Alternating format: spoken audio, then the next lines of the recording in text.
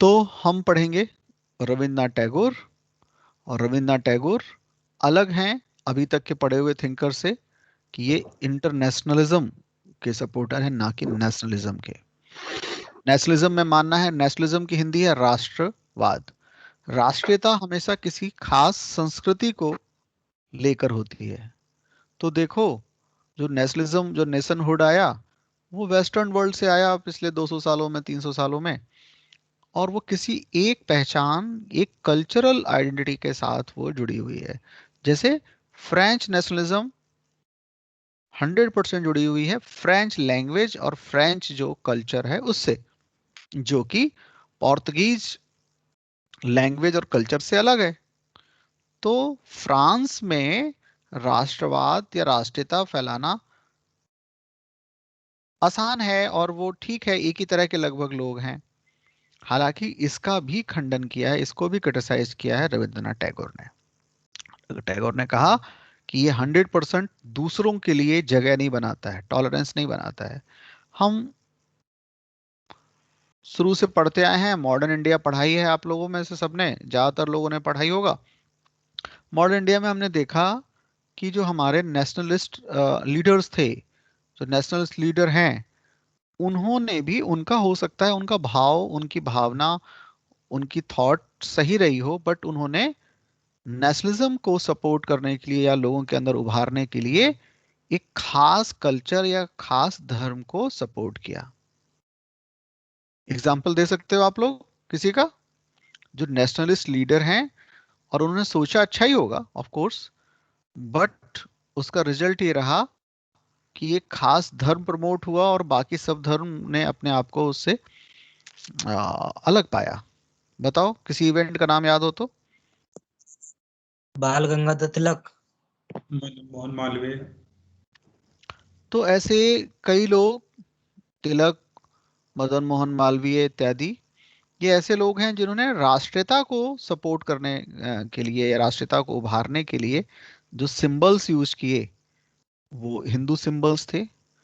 तिलक के याद ही होगा आपको कि उन्होंने शिवाजी महोत्सव, गणेश महोत्सव ये सब चलाया। अब शिवाजी और गणेश, जाहिर सी बात है, भारत की जो दूसरी पॉपुलेशन है हिंदुओं के बाद, वो इस्लाम के मानने वालों की है। और वो शिवाजी को या गणेश जी को, मतलब फिर उसको कैसे उस तरह ऑप्ट कर पाएंगे। और इसका रिजल्ट हमने देखा ही।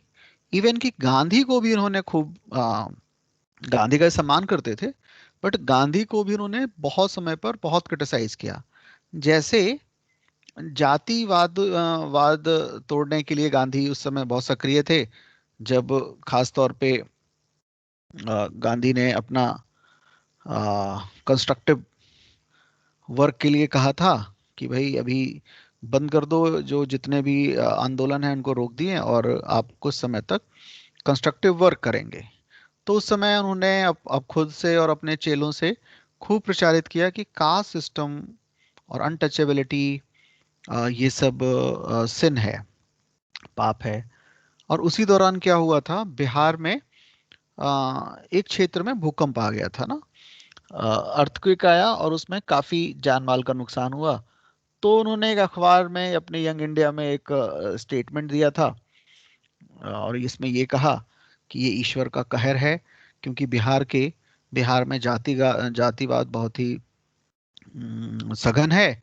और ये सवर्णों ने जो निम्न जातियों पर, तथाकथित निम्न जातियों पर, और जो अछूत हैं, अनटचेबल हैं, उनके साथ जो दुर्व्यवहार किया है, उसकी सजा है।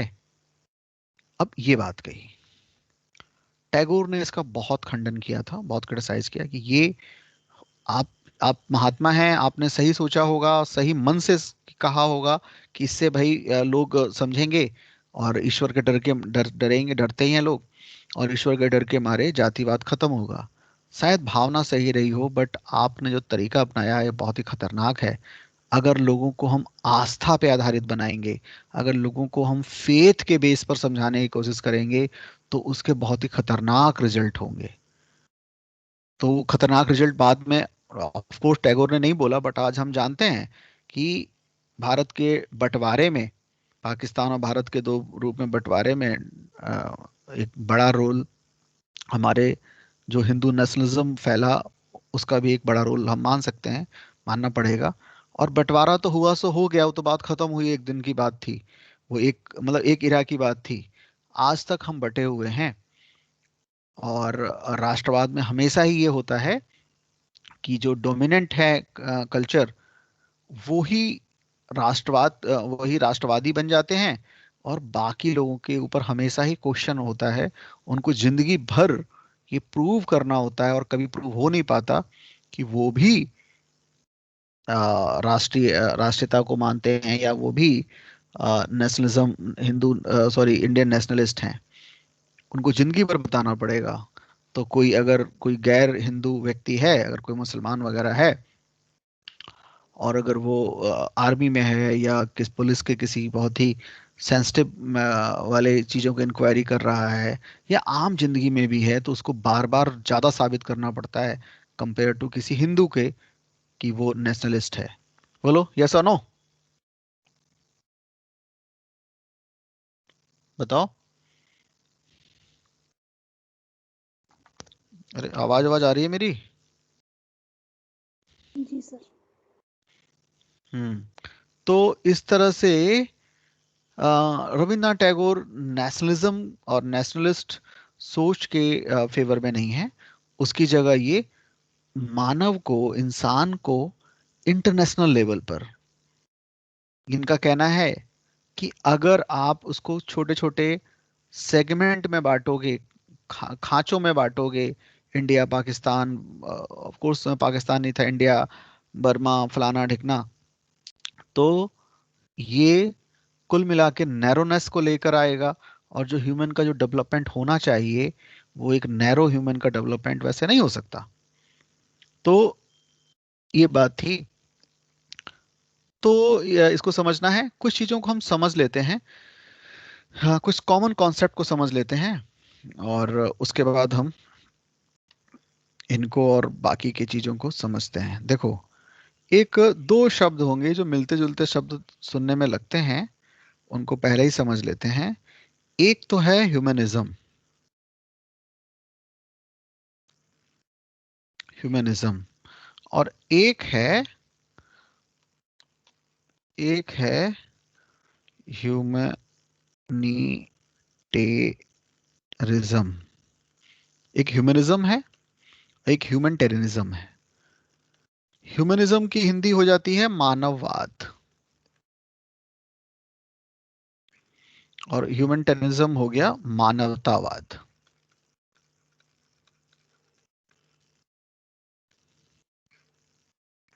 दो अलग अलग चीजें हैं, और हम ये समझेंगे और इनको फिर यूज कर पाएंगे इन टर्मिनोलॉजी को। तो मानववाद और मानवतावाद हम देखेंगे, चाहे रविन्द्रनाथ टैगोर हों, या हम थोड़ी देर में कुछ गांधी का नाम भी लेंगे, विवेकानंद का नाम लेंगे। ये सारे के सारे जो थिंकर हैं, वो मानववादी नहीं है, मानवतावादी हैं। यानी कि ह्यूमनिज्म में इनका कोई प्रमोट नहीं कर रहे, ह्यूमन टेररिज्म को सपोर्ट कर रहे हैं। तो क्या है, फिर हम वापस आएंगे रविन्द्रनाथ टैगोर पर। पहले समझ लेते हैं कि ये है क्या। तो लिख लो, टैगोर हम पढ़ रहे हैं, और उसमें बीच में एक टर्मिनोलॉजी आ रही है, मानवतावाद, ह्यूमनिटेरिज्म, उसको भी समझेंगे। तो हमारे यहाँ नेट फ्लक्चुएट कर रहा है शायद कुछ। मेरी आवाज साफ आ रही है क्या आप लोगों को ना? सर आ रही है। ये सर अभी हाँ साफ सर आ आ रही रही है। ठीक है। तो ठीक है, कुछ प्रॉब्लम हो तो बताइए। तो मैंने आपको बताया हम रविन्द्रनाथ टैगोर पढ़ रहे हैं। रविन्द्रनाथ टैगोर को हम पूरे में देख सकते हैं, दो तीन पॉइंट में आप नोट कर लें। एक तो है कि ये बहुत ज्यादा इन्फ्लुएंस हैं वेस्टर्न मॉडर्न वैल्यूज से।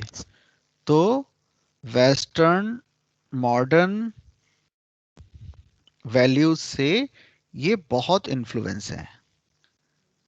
तो आप लोग पूरा लिखिए, मैं तो खाली अपने अपने लिए लिख रहा हूं। तो आप लिखिए पहला पॉइंट रविन्द्रनाथ टैगोर में, ही इज हाईली इन्फ्लुएंस्ड। किससे इन्फ्लुएंस है? वेस्टर्न मॉडर्न वैल्यूज से।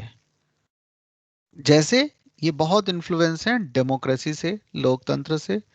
ये वेस्ट में फैली हुई जो वेस्ट का जो कॉन्सेप्ट है डेमोक्रेसी, इससे बहुत इन्फ्लुएंस है। ये है इक्वेलिटी से, जो वेस्टर्न वर्ल्ड से आया है। और और वैज्ञानिक मनोवृत्ति, यानी कि साइंटिफिक टेम्परामेंट, इन चीजों से ये हाईली इन्फ्लुएंस है। पहली बात समझ में आई? रविन्द्रनाथ टैगोर के बारे में कुछ कोर पॉइंट मैं आपको सिखा दे रहा हूँ। जैसे ही रविन्द्रनाथ टैगोर सुने, ये तीन चार कोर पॉइंट याद रखें। तो पहला कोर पॉइंट है कि वो हाईली इन्फ्लुएंस है वेस्टर्न मॉडर्न वैल्यूज से। ओके।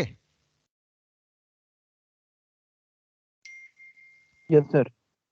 और वेस्टर्न मॉडर्न वैल्यूज जैसे ही कहा जाता है, तो आपको याद रखना है कि वो कह जब भी वो वेस्टर्न मॉडर्न वैल्यूज की बात होगी, तो साइंटिफिक टेम्परामेंट, वैज्ञानिक मनोवृत्ति, मतलब रीजन, तर्क, और डेमोक्रेसी वगैरह तो अपने अपने वैल्यूज हैं ही। तो पहला याद रखना है, वेस्टर्न मॉडर्न वैल्यूज से ये हाईली इन्फ्लुएंस है रविन्द्रनाथ टैगोर। इसके अलावा मैंने अभी कहा कि मैं अभी थोड़ी देर में आपको इसकी डिटेल बताऊंगा। वो जो दूसरा इनका कोर पॉइंट है, वो है ह्यूमैनिटेरिज्म, मानवतावाद। ह्यूमैनिटेरिज्म इनकी फिलॉसफी है। ठीक है। और तीसरा, हम तीन पॉइंट में ही अगर बात करें तो एडुकेशन, शिक्षा। तो तीन चीजें। पहला, पश्चिमी आधुनिक मूल्य, यानी वेस्टर्न मॉडर्न वैल्यूज। और जब भी ऐसी बात हो तो आपको एक चीज तो तुरंत दिमाग में क्लिक करनी चाहिए, scientific temperament. It is based, it all the teachings are based upon reason, not on faith. ठीक है। दूसरा ह्यूमैनिटेरिज्म, अभी बताता हूं क्या होता है, बस अभी सुन लो। और एजुकेशन, खास तरह की एजुकेशन।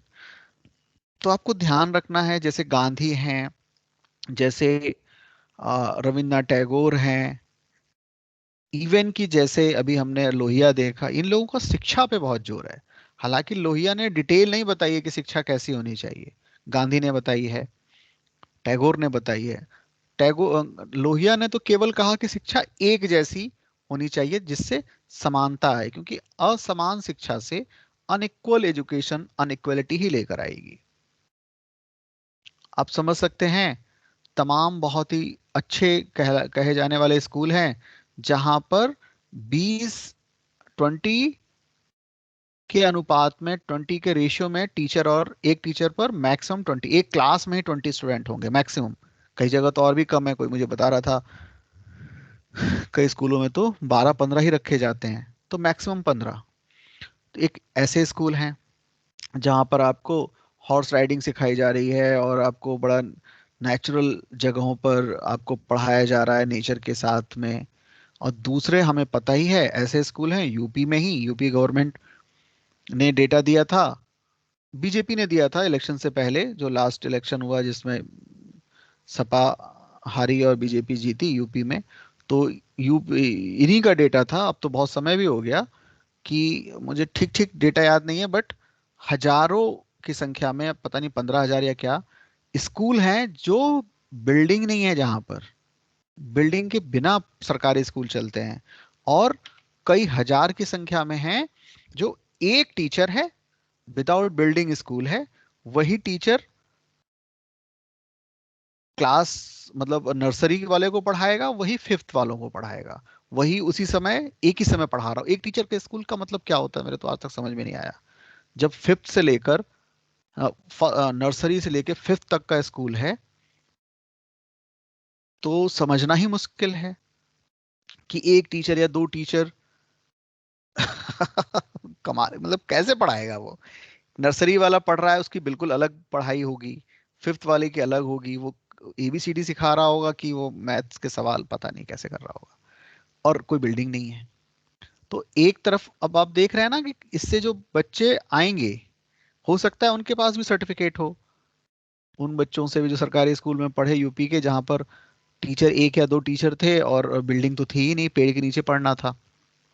वो भी सो कॉल्ड एडुकेटेड कहलाएंगे, उनके पास भी डिग्रियां होंगी। और दूसरा आपने देखा जहाँ पर हाईली मॉडर्न ढंग से पढ़ाया जा रहा है। तो इससे क्या एक ही तरह के सिटीजन्स बनेंगे क्या दोनों तरीके, दोनों एजुकेशन से? बताओ। No sir. नहीं बनेंगे। एक तरफ हमें हाईली क्वालिफाइड टीचर मिलते हैं, जो हमारे जो दो चार पांच अच्छे यूनिवर्सिटीज हैं वहाँ पर, और दूसरी तरफ ऐसे हैं जहाँ पर टीचर हैं ही नहीं, सब्जेक्ट के ही टीचर नहीं है। मुझे कोई बता रहा था, राम मनोहर लोहिया के नाम से ही यूनिवर्सिटी है, अवध यूनिवर्सिटी। उसका नाम है पूरा, राम मनोहर लोहिया अवध यूनिवर्सिटी, फैजाबाद। वहाँ पे कोई स्कूल है, जो कोई स्टूडेंट मुझे बता रहा था कि वहाँ पे बीएससी की क्लासेस चलती हैं, और उसमें एक भी टीचर मैथ का नहीं है। विदाउट मैथ के बीएससी की डिग्री भी मिल जाती है। तो वो बता रहा था कि ये लोग कुछ नहीं, खाली एडमिशन लेते हैं और फिर इधर उधर ट्यूशन और बाकी या खुद से पढ़कर केवल एग्जाम देते हैं, यूनिवर्सिटी उनको केवल सर्टिफिकेट देती है। अब आप समझ सकते हैं बीएससी जैसी पढ़ाई, मैथ्स से कोई ऑनर्स या मैथ्स का कोई सब्जेक्ट है, यूनिवर्सिटी पता नहीं कॉलेज चल कैसे रहा है और कैसे मान्यताएं हैं। बट वो कह रहा है सर एक ऐसे स्कूल नहीं है, ऐसे तमाम स्कूल है। तो आप समझ रहे हैं, लोहिया कह रहे हैं एक जैसी शिक्षा, प्राइवेट पार्टिसिपेशन उसमें होना ही नहीं चाहिए, क्योंकि प्राइवेट लोग आएंगे तो फिर वो उनके अलग मोटो होंगे। जैसा हम देखते ही हैं कई जगहों पर, नॉर्वे में या और भी कई जगहों पर, ना केवल नॉर्दर्न यूरोप में, कि जो सबसे हाईली पेड सर्विस है, highly paid and highly respected, वो है टीचर्स की। वो भी किन टीचर्स की? प्रोफेसर्स की नहीं, प्राइमरी स्कूल की टीचर्स की। क्योंकि सबसे ज्यादा जो क्रिटिकल शिक्षा की जो नींव डालनी है, वो डालनी है प्राइमरी स्कूल के टाइम। आप भी समझते होंगे, अगर आप थोड़ा सा इंट्रोस्पेक्ट करें अपने आप को, आपको वही सब्जेक्ट आज समझ में आते हैं, आज अच्छे लगते हैं, जिसके आपको टीचर अच्छे मिले थे। वरना वो सब्जेक्ट हमेशा ही डरावना बना रहेगा अगर आपको टीचर अच्छे नहीं मिले, और खास तौर पे शुरुआती दिनों की बात है। बाद में तो ठीक है, बाद में हमारा एक सोच समझ बन जाती है और उसमें कुछ रिफाइनमेंट भी होता है, लेकिन बहुत अच्छा होता कि बचपन तो आप अगर देखें, किसी को अगर मैथमेटिक्स पसंद है या मैथमेटिक्स पसंद नहीं है, ये दोनों बातें किस पर डिपेंड करेंगी कि शुरुआती दिनों में आपको टीचर कैसे मिले, या आपको फिजिक्स या केमिस्ट्री जो भी है। ऐसा है या नहीं, बताओ जरा। सर बिल्कुल है। यस। तो ऐसा होता ही है ना। और आप और हम सब लोग इसके एग्जाम्पल हैं, ठीक है। मैं खुद एग्जाम्पल हूँ। मुझे केमिस्ट्री कुछ खास अच्छी नहीं लगती थी, बट जिस स्कूल में मेरा एडमिशन हुआ सिक्स्थ के बाद, वहाँ पर जो एट्थ वेट्थ में जो नई मैडम आई, नन थी, वो बहुत ही खूबसूरत थी। तो जो एक दौर होता है सबको, तो उनको प्रभावित करने के लिए केमिस्ट्री पढ़ी, और उन्होंने पढ़ाई भी अच्छी।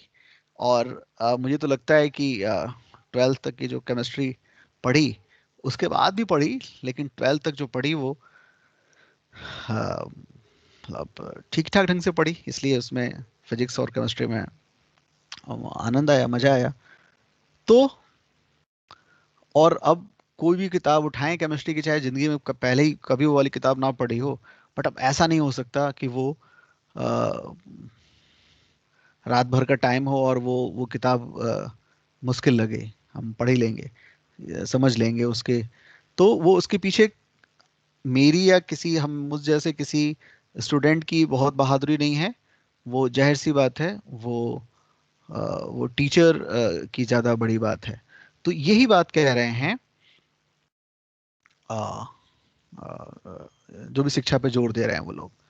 और जाहिर सी बात है, जब इसमें बहुत ज़्यादा वैल्यूज़ होंगी, वैल्यू दोनों तरह की, पैसा के वैल्यू भी होगा और सोसाइटी में भी वैल्यू होगा, तो जो अच्छे टैलेंट हैं वो आएंगे। जबकि आपको पता है भारत में ऐसा, इसका उल्टा है। भारत में आम तौर पर इसके अपवाद ज़रूर हैं, हर चीज़ के अपवाद हैं, बट आम तौर पर टीचर वो बनता है, एक कहावत ही है कि जो कुछ नहीं करना चाहता या कर नहीं पाता, करना तो कुछ और चाहता था कि दरोगा बने, बट नहीं बन पाया तो उसने बीएड कर लिया, या मतलब कहने का मतलब है बहुत ज्यादा फर्स्ट चॉइस वाले टीचर कम हैं। तो जब फर्स्ट चॉइस वाले ही कम हैं, तो होता यही है आमतौर पर कि वो टीचर बन भी जाते हैं, प्राइमरी स्कूल में पढ़ा रहे हैं, क्योंकि भाई उस समय वही चाहिए था, सैलरी वैलरी आनी जरूरी थी। तो 35 40 45 हज़ार सैलरी आ रही है प्राइमरी स्कूल में, और तैयारी कर रहे हैं पीसीएस की। टीचर हैं और तैयारी कर रहे हैं पीसीएस की, क्योंकि वो तो उन्होंने केवल एक लॉन्चिंग पैड की तरह इस्तेमाल करना करना चाह रहे हैं। तो वो पढ़ा कम रहे हैं और प्रतियोगिता दर्पण ज़्यादा पढ़ रहे हैं, जो अक्सर जो मैंने ऑब्जर्व किया है। तो ऐसा होता ही है ना। तो बहुत जरूरी है शिक्षा, वरना समानता आ ही नहीं सकती, फिर केवल हिपोक्रेसी आएगी। और तो ये बात है। तो ये भी शिक्षा पे जोर दे रहे हैं, बट इनका मॉडल थोड़ा डिफरेंट है, अभी हम बात करेंगे। इन्होंने शिक्षाओं के लोअर से लेकर हायर एजुकेशन तक की अपनी अपने इंस्टीट्यूशंस बनाए, और उसके लिए गाइडलाइंस भी दिए, और उस पर अभी भी काम हो रहा है। तो मन तो कर रहा है कि बहुत डिटेल में जाएं, बट बहुत डिटेल में नहीं जाएंगे रविन्द्रनाथ टैगोर का, क्योंकि इससे बहुत ज़्यादा क्वेश्चन आने की पॉसिबिलिटी नहीं है। बट मुझे लगता है कि हमें पता तो होना ही चाहिए, अपने कुछ 2 4 10 थिंकर्स के नाम तो पता ही होने चाहिए, इंडियन खासतौर पर जो मॉडर्न टाइम के हैं। तो हम इन 3 पॉइंट्स में इसको समझते हैं। पहले हम समझते हैं, ये वेस्टर्न मॉडर्न वैल्यू तो आपको बताने की ज़रूरत नहीं है, वो तो हम लोग शुरू से पॉलिटी से लेकर अब तक सीख ही रहे हैं। मैं आपको ज़्यादा जोर दे रहा हूँ ह्यूमैनिटेरिज्म में क्या है। देखो, पहले हम समझते हैं ह्यूमनिज्म को।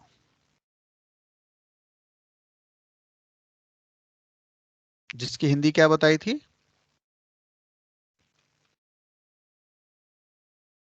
मानववाद। ये मानववाद क्या है, फिर हम मानवतावाद ह्यूमैनिटेरिज्म को देखेंगे। देखो, मानववाद, ह्यूमनिज्म, लिख लो एक लाइन। ये क्या कहता है? ह्यूमनिज्म कहता है, ह्यूमन इज द, या man is the measurement of all things. मानव प्रत्येक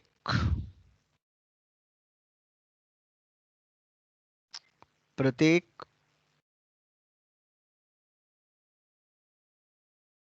प्रत्येक चीज का आधार है। मतलब क्या हुआ? ह्यूमनिज्म का जो बेस्ट कोटेशन है वो यही है, man is the measurement of all things. हर चीज का जो मापन होगा, हर चीज का जो मेजरमेंट होगा, हर चीज का जो सेंटर में होगा, वो कौन होगा? ह्यूमन। ठीक है। तो मानववाद क्या कहता है, ह्यूमनिज्म क्या कहता है? हर चीज का मेजरमेंट का सेंटर में कौन होगा? ह्यूमन। मतलब क्या हुआ? कोई और चीज नहीं होगी। मतलब रेनेसा के बाद ह्यूमनिज्म डेवलप हुआ, और ये कहा गया कि क्या अच्छा है क्या बुरा है, व्हाट इज नॉलेज, या किसको हम कहेंगे नॉलेज। तो ज्ञान का मामला हो, नॉलेज, सत्ता की व्याख्या हो, मतलब दिस, जो वर्ल्ड है, जो रियलिटी है, the explanation of reality. Satya, तो नॉलेज क्या है, किसे कहेंगे ज्ञान, किसे कहेंगे ज्ञान नहीं। सत्ता की व्याख्या, explanation of reality, and ethics, ये सब कुछ तय होंगे जो तय किया जाएगा उसके सेंटर में होगा ह्यूमन। ह्यूमन के लिए अच्छा है या नहीं, अगर अच्छा है तो इथिकल माना जाएगा। ना हमें नेचर से कुछ लेना देना है, ना किसी और से कुछ लेना देना है। हम उनका बुरा करना नहीं चाह रहे, बट अगर बुरा होता हो ह्यूमन को अच्छा करने में तो कोई बुराई नहीं है। हर चीज के सेंटर में कौन है? मानव। क्योंकि इसके विपरीत जो विचारधारा थी, जो इसके इससे पहले जो जो थॉट चला आ रहा था, उसमें क्या था? ईश्वरवाद, है ना, थियोक्रेटिक समय था।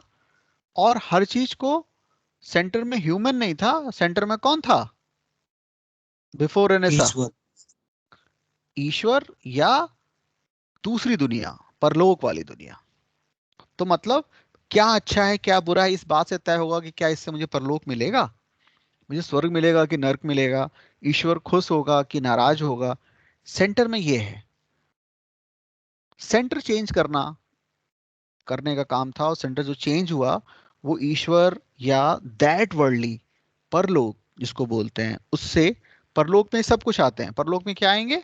ईश्वर, आत्मा, भूत प्रेत, स्वर्ग नरक, जो भी इस दुनिया में की चीज नहीं है वो सब कुछ कहलाएगा क्या? दैट वर्ल्डली परलोक। उसको हटाया गया और ह्यूमनिज्म ने स्टेबल किया कि सेंटर में ह्यूमन है। ह्यूमन के लिए जो अच्छा है वो एथिक्स अच्छी है। ह्यूमन के लिए रियलिटी को एक्सप्लेनेशन कैसे करेगा? दिस वर्ल्ड को ही रियल माना जाएगा। दिस वर्ल्ड के बाहर, यह लोक के बाहर, वर्ल्डलीनेस के बाहर कोई दूसरी दुनिया नहीं है, और उसके बारे में सोचने की जरूरत नहीं है। ज्ञान वही अच्छा है जो ह्यूमन के को सेंटर में रखकर ह्यूमन के प्रोग्रेस में काम आएगा। तो ये था ह्यूमनिज्म। बात समझ में आई क्या? बताओ। Yes sir.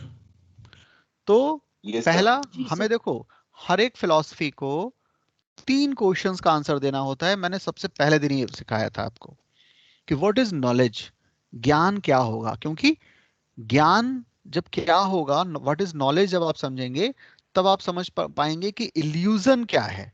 क्योंकि बहुत चीजें जो इल्यूजन में है, हमें बहुत समय तक वो नॉलेज मालूम होती हैं। मैंने आपको सिंपल सा एग्जांपल दिया था कि अगर आप कहीं आंगन में या कहीं ऐसे गांव देहात, या आपका जो आजकल तो आंगन होता ही नहीं है, बट आंगन वाले जो घर हो मान लो, या रूम हो कोई, जहां पर थोड़ी सी रोशनी हो, और आप रात में उठे और ऐसी जगह हो जहां सांप आप निकलते हो, आपने देखा कि आंगन के बीचों बीच या कमरे के पास में सांप है। और देखते ही जो सांप के देखने से जो आपके अंदर केमिकल चेंज होना चाहिए, घबराहट, ब्लड प्रेशर का बढ़ जाना, धड़कन का बढ़ जाना, ये सब हुआ। और आप सांप को देखकर सारे रिएक्शन हुए। इतने में लाइट जल गई, लाइट जला दी आपने, और आपने देखा कि ओहो, आप जिसको सांप समझ रहे थे वो तो रस्सी थी। अब आप नॉर्मल हो गए। तो अभी तक जिसको आप ज्ञान समझ रहे थे, नॉलेज समझ रहे थे, आखिरकार जब प्रकाश आया, जब लाइट आई, तो वो क्या निकला? बताओ। इल्यूजन। रस्सी। क्या निकला? रस्सी, हाँ, मतलब इल्यूजन निकला, जिसको आप ज्ञान समझ रहे थे, है ना।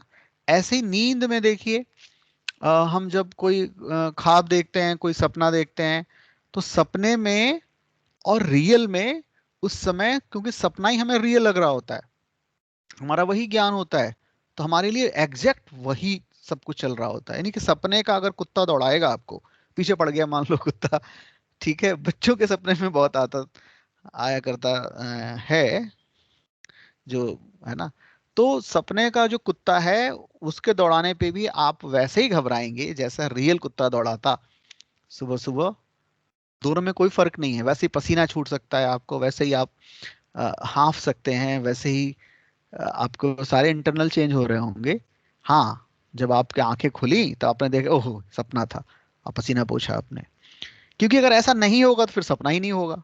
अगर आप बिल्कुल इतने चैतन्य अवस्था में सपना देखते हैं, बुद्ध की तरह, कि पता ही हो कि मैं सपना देख रहा हूँ और उसका आनंद ले रहा हूँ, तब तो फिर मतलब फिर तो आप दूसरे रैंक के लोग हो गए, अपर रैंक में चले गए। एक नॉर्मल इंसान तो जब सपना देखता है तो उस समय उसके लिए वो रियल ही होता है।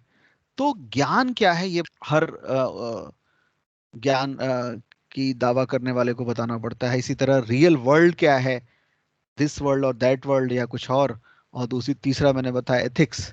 ये तीनों की व्याख्या, तीनों का एक्सप्लेनेशन के सेंटर में कौन होगा इस वाले फिलॉसफी के? ह्यूमन। ठीक है, बताओ। Yes sir, yes sir. जी सर। तो जी ज्ञान सर। के सोर्स के तौर पर, नॉलेज के सोर्स के तौर पर ये बताया जाएगा कि भाई ज्ञान दो तरीके से होता है, अनुभव से होता है, तर्क से होता है। और जो तर्क वाला ज्ञान है वो ज़्यादा बेटर है, क्योंकि अनुभव तो हमें बहुत सारे खतरे पैदा करते हैं, झूठ भी होता है। तो जैसे मेरे अनुभव में अभी तक वो रस्सी सांप थी, तो ये कहेगा तर्क ज़्यादा अच्छा है।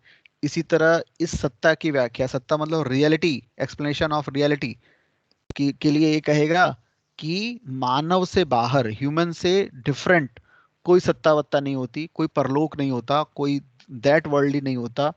जो है वो है दिस वर्ल्डली, या द वर्ल्डलीनेस जिसमें हम जीते हैं। तो ये कहता है परलोक को, ये पूरी तरह इनकार करता है।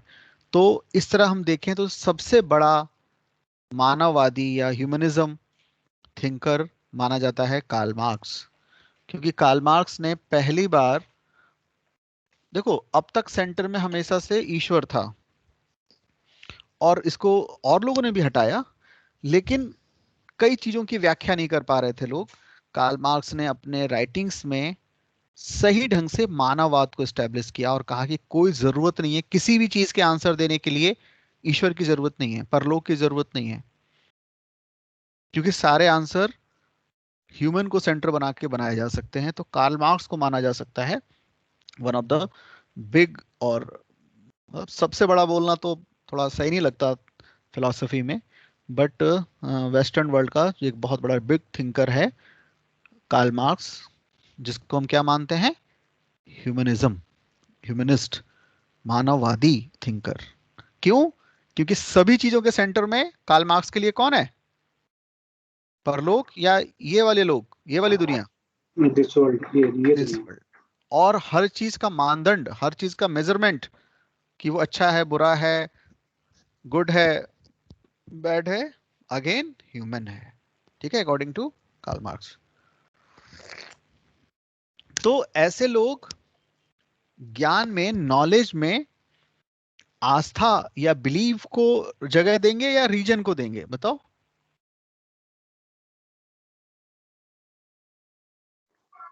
रीजन।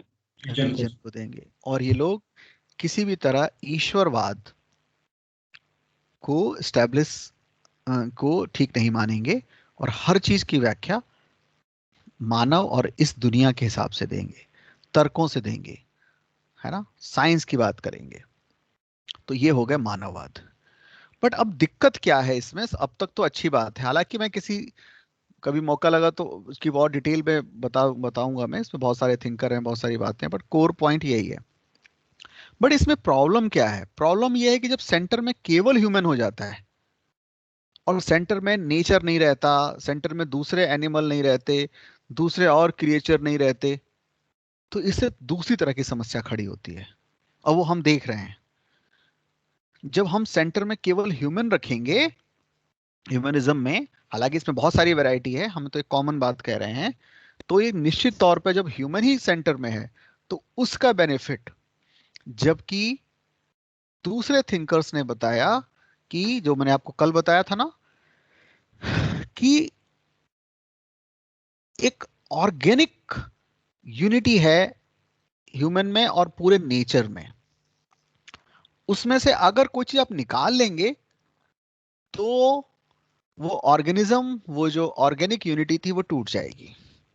कल मैंने आपको शरीर का और उसके अंगों का बताया था ना। आप खुद सोचिए कि आपका राइट हैंड मान लो बहुत मजबूत है, इतना मजबूत है कि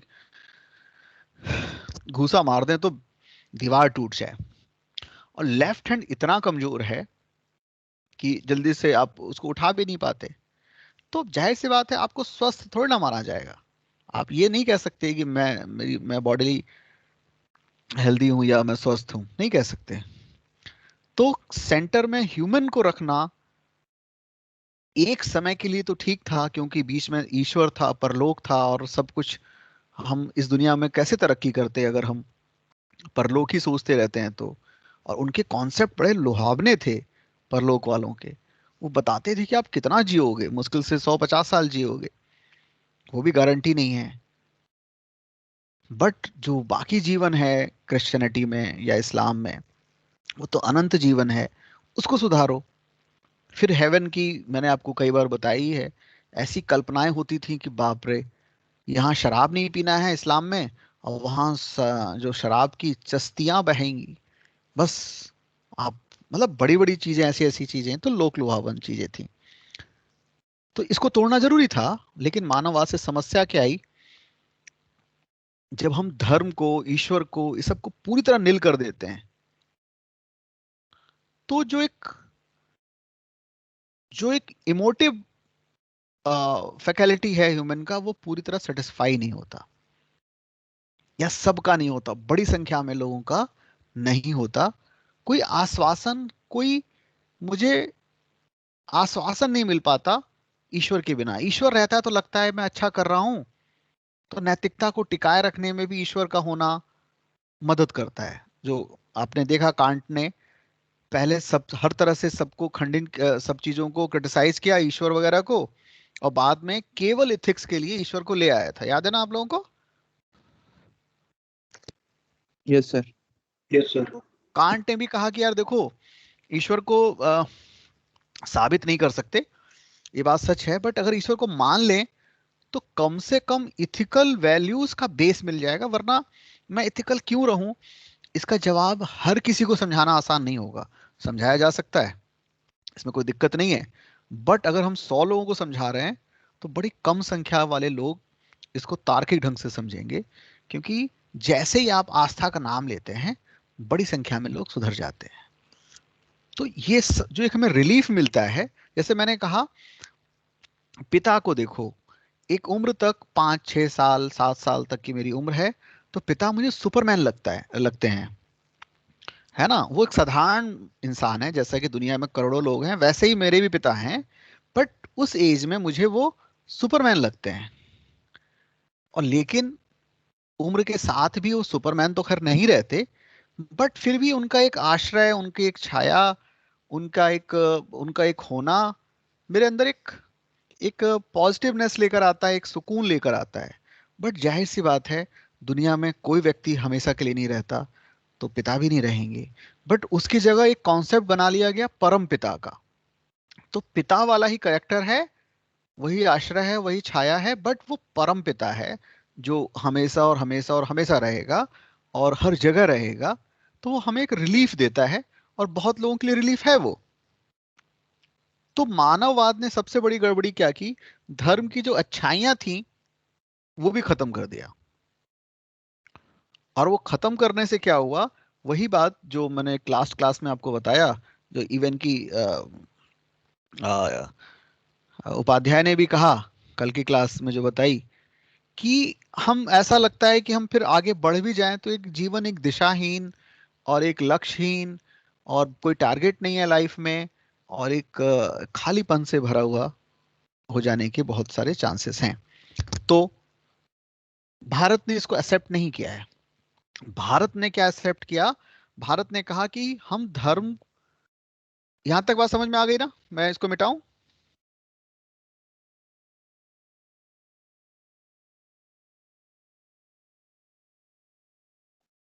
यस सर। हाँ सब। हाँ, भारत ने कहा, खासतौर पे गांधी और टैगोर हैं या विवेकानंद हैं, ये सब क्या कह रहे हैं, भारत कह रहे हैं देखो, भारत में कहा गया कि जो रिलीजन है ना, या इसके लिए हम रिलीजन इस्तेमाल नहीं कर रहे, धर्म इस्तेमाल कर रहे हैं। जो धर्म है, धर्मा है, इसके देखो दो पक्ष हैं, दो एलिमेंट हैं, दो एलिमेंट से मिलकर धर्म बना है। एक एलिमेंट धर्म का है जिसको हम रिलीजन तो बाहर से शब्द आया, धर्म को लेकर दो पक्ष हैं। एक तो जो पक्ष है, जो एक इसकी फैकल्टी है, वो है उसका आउटर आउटर, आउटर में कर्म कांड है। कर्म कांड मतलब जो बाहर से दिखाई देता है। तो बाहर से दिखाई देगा कि हिंदू यज्ञ करते हैं, मुस्लिम नमाज पढ़ते हैं, क्रिश्चियन चर्च में जाते हैं और खास तरह की लिबास, खास तरह की कपड़े पहनते हैं, खास तरह की पूजा की पद्धति है। कोई हाथ जोड़ रहा होता है, कोई हाथ फैला के पूजा कर रहा होता है। अलग अलग हमारे त्योहार हैं। ये सब जो आउटर लेयर है रिलीजन का। दूसरा है कोर, दूसरा है कोर ऑफ रिलीजन। तो एक तो कर्म कांड वाला है। कर्म कांड क्या है? जो बाहर से दिखाई देता है, यानी कि आउटर लेयर ऑफ धर्म। दूसरा है core of religion. Core of religion क्या होता है? कोर ऑफ रिलीजन है, जो दूसरा पक्ष है, वो हर रिलीजन का बहुत ही एथिकल पक्ष होता है, बहुत ही मूल्य वाला होता है, बहुत ही वैल्यू होती है उसकी। उसी पर वो धर्म टिका होता है इंटरनली। जैसे इस्लाम की इंटरनल वैल्यू, सबसे बड़ी वैल्यू क्या है बताओ जरा?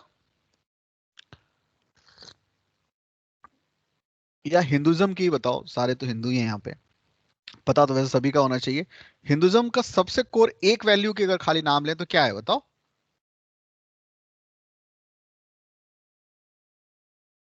कोई भी बताए।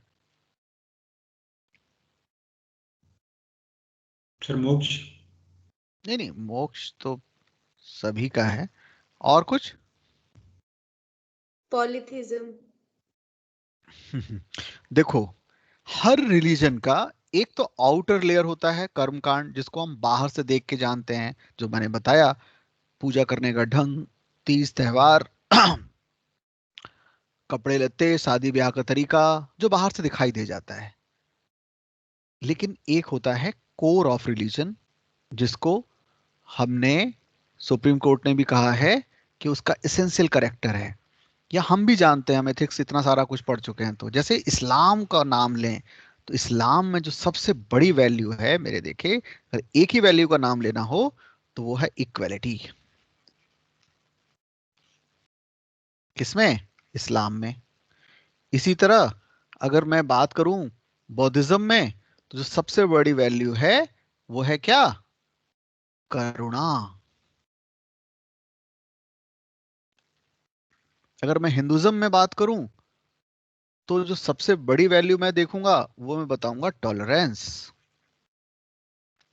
अगर मैं बात करूं क्रिश्चियनिटी में, अगर मैं बात करूं कि क्रिश्चियनिटी का एक कोर वैल्यू पे बात करूं, तो मैं बात करूंगा लव, प्रेम। तो देखो, कमाल की सर बात है। करुणा इंग्लिश में क्या होता क- है?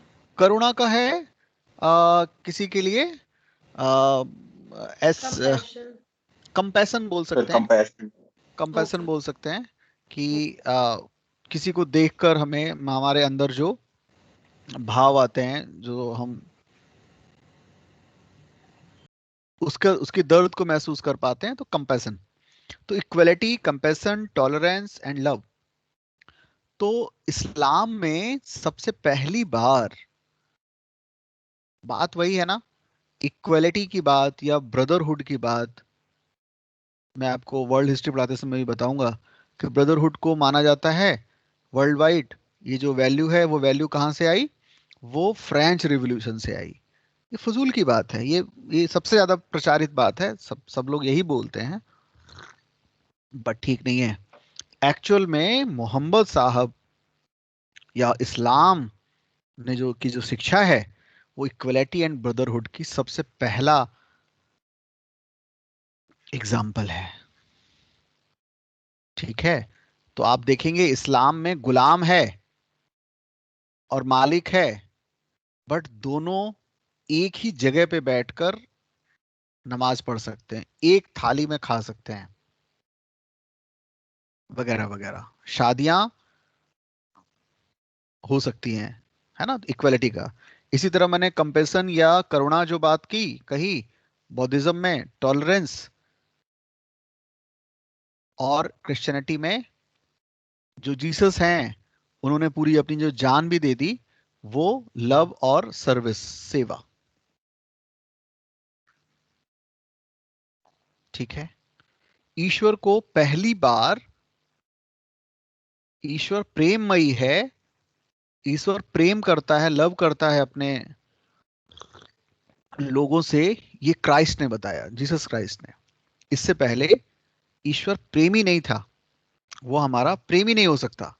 वो हमेशा माना जाता था कि ईश्वर प्रेमी की जगह कैसा है, जस्ट, न्यायिक है, न्याय करता है। और जस्ट और लव बिल्कुल अपोजिट हैं। जस्ट जो है, जिसमें न्याय है, वो कठोर होगा। यस और नो? जिसको जस्ट करना है उसके सामने कोई गिड़गिड़ा जाए, रोने लग जाए, और वो प्यार में आ जाए, करुणा में आ जाए, माफ कर दे उसको, तो कभी जस्ट कर पाएगा वो? बताओ।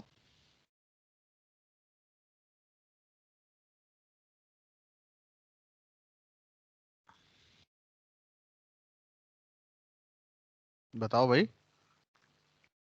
नहीं सर। तो जीसस क्राइस्ट को सूली पे चढ़ाने में एक सबसे बड़ी बात ये भी थी कि वो एक अजीब सी बात कर रहे थे। कह रहे थे कि ईश्वर जो है, और मैं ऑथेंटिक हूं क्योंकि मैं उसका बेटा हूं, उसी जगह से आया हूं। हालांकि बाइबल में उन्होंने कई जगह ईश्वर और ईश्वर का बेटा, गॉड एंड द सन, दोनों को एक ही बताया है, मतलब गॉड ही अपने आप को बताया, बट ऐसा कम जगह है। ज्यादातर जगह उन्होंने ईश्वर का बेटा बताया। और कहा कि मैं बिल्कुल सही संदेश लेके आया हूं, मैसेज, वो लव करता है। तो ये जो पॉइंट है, इसको छोड़ नहीं सकते। भारत ने कहा, भारतीय इन थॉट थिंकर्स ने कहा कि ठीक है, हमें क्या करना चाहिए, जो वर्ल्ड के और लोगों ने भी किया, कि हमें ह्यूमन, जो ह्यूमनिज्म है, जो मानववाद है, प्लस स्पिरिचुअलिज्म, इन दोनों को जोड़ देना चाहिए। और इन दोनों के जोड़ने से क्या होगा, इससे हमें मिल जाएंगे मॉडर्न वैल्यूज, जिसके अंदर रीजन होगा, तर्क होगा, और इससे हमें मिल जाएंगे जो रिलीजन का जो कोर है, वो मिल जाएगा। क्योंकि अगर खाली ये रहेगा, तो इंडियन थिंकर्स में से ज्यादातर लोगों ने क्या कहा, अधूरापन रहेगा। और खाली ये रहेगा तो आपको पता ही है, रेनेसा से पहले वाली कंडीशन हो जाएगी कि ये दुनिया जीने लायक है ही नहीं, सब लोग कोशिश करो दैट वर्ल्ड जाने का। तो इन दोनों को मिलाकर जो तैयार हुआ, उसको कहा गया ह्यूमन टेररिज्म। तो ह्यूमन टेररिज्म क्या है, ह्यूमनिज्म प्लस स्पिरिचुअलिज्म, मानववाद प्लस अध्यात्मवाद। बोलो, समझ में बात आई?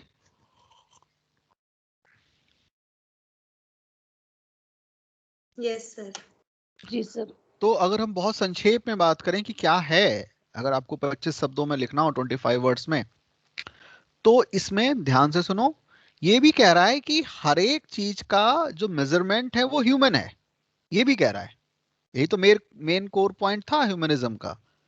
तो ह्यूमन टेररिज्म, मानवतावाद भी यही कह रहा है कि सब चीजों का जो प्रतिमान है, मेजरमेंट है, वो ऑफ कोर्स ह्यूमन है, बट वही उतना तक सीमित नहीं है, वो वहीं तक रिस्ट्रिक्टेड नहीं है, वो डिवाइन भी है, वो ईश्वरीय भी है।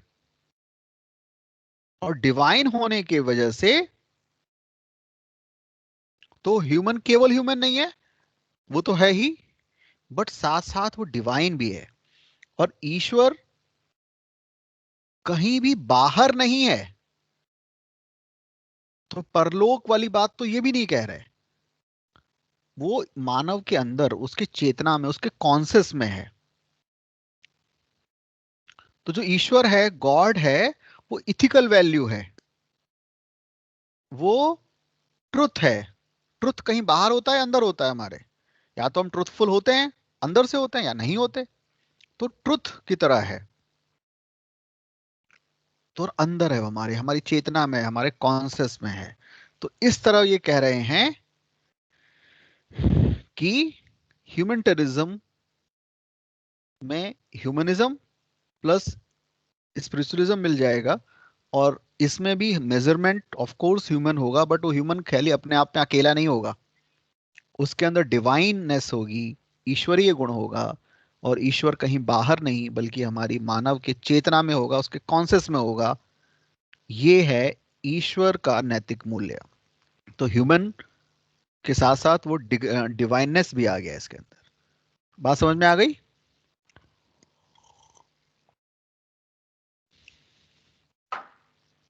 ठीक है ना? तो ह्यूमनिटेरिज्म, ह्यूमनिज्म प्लस अध्यात्म यानी कि स्पिरिचुअलिज्म हो गया। तो देखो, दो प्रकार की जिंदगी हो सकती है, दो प्रकार की लाइफ हो सकती है। एक तो लाइफ है, दो प्रकार की लाइफ है, दो प्रकार के जीवन होंगे। एक है जिसमें, जिसको हम इंडिविजुअलिज्म कहेंगे, व्यक्तिवादी। इसमें केवल जो ह्यूमन है वो मेटेरियलिस्टिक होगा। इसका करेक्टर कैसा होगा? मेटेरियलिस्टिक। वाई? भौतिकवादी। क्यों? भौतिकता के अलावा तो कुछ सच है ही नहीं। मैटर के अलावा तो कुछ सच है नहीं, कोई ईश्वर कोई परलोक तो है ही नहीं। तो इसमें केवल क्या होगा, अल्टीमेटली ह्यूमन क्या होगा जब खाली भौतिक है, मटेरियलिस्टिक है?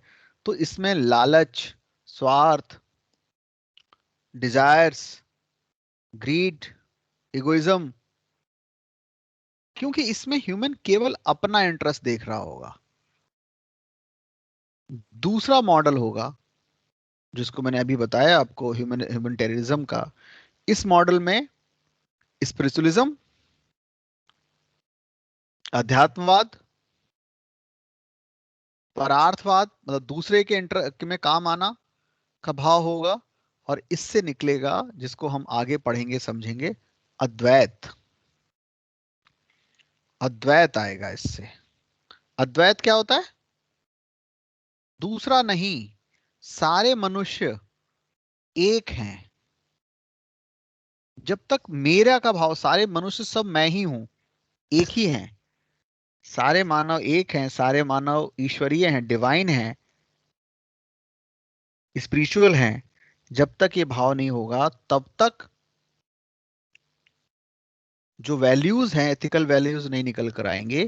क्योंकि इसी से पैदा होगा, जब ये समझ में आएगा तो इससे क्या पैदा आएगा? Ethics of service.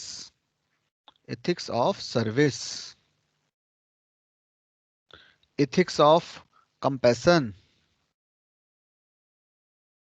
वही करुणा, एथिक्स ऑफ लव। बताओ, अगर मटेरियल ही अल्टीमेट सच है तो हम ethics of service, compassion, love नहीं ला सकते। उसके लिए हमें ह्यूमन को स्पिरिचुअल भी मानना पड़ेगा, क्योंकि जैसे हम स्पिरिचुअल होंगे, आध्यात्मिक बात होगी, तो वो वाला एलिमेंट सब में कॉमन होगा। और जब कॉमन होगा तो देखो ना, हम जब कहते हैं मेरा बेटा, मेरी बेटी, मेरे पिता, तो ये कहते ही एक अलग तरह का भाव होता है। जैसे कह देते हैं कि विमेन में कंपैशन बहुत होता है बच्चों के लिए। बच्चों के लिए होता है या अपने बच्चे के लिए होता है? जाहिर सी बात है, अपने बच्चे के लिए होता है। सड़क पे जो कूड़ा उठा रहा है, कूड़ा बिन रहा है, उसके लिए उतना ही कंपैशन थोड़ी ना है। अपना शब्द जुड़ते ही क्या हो जाता है, हमारे हमारे सारे थॉट थिंकिंग बदल जाती है। अपनी जाति, अपना धर्म, अपना देश, वगैरह वगैरह वगैरह, अपना शब्द। तो ये अपना वाला एलिमेंट जोड़ना जरूरी है अगर हम चाहते हैं ethics of service, compassion, love बने। और वो अपना वाला, देखो बॉडीली तो हम सब एक नहीं हो सकते, कॉन्शियस के लेवल पर हो सकते हैं, और कॉन्शियस के लेवल पर ही तो इसी को तो अध्यात्म, इसी को तो स्पिरिचुअलिटी कहा जा रहा है। और इसी से निकल कर आएगा अद्वैत। अद्वैत मतलब कोई दूसरा नहीं है, क्योंकि जब तक दूसरा नहीं है का भाव, उसका उसकी समझ नहीं आएगी, हम दुनिया में सर्विस, कंपैशन, लव इत्यादि की बात नहीं कर सकते, पॉसिबल ही नहीं है। क्या बात समझ में आ रही है? समझ में आता है आप लोगों की ये सारी बातें हैं? Yes sir. तो ये आपको समझना है कि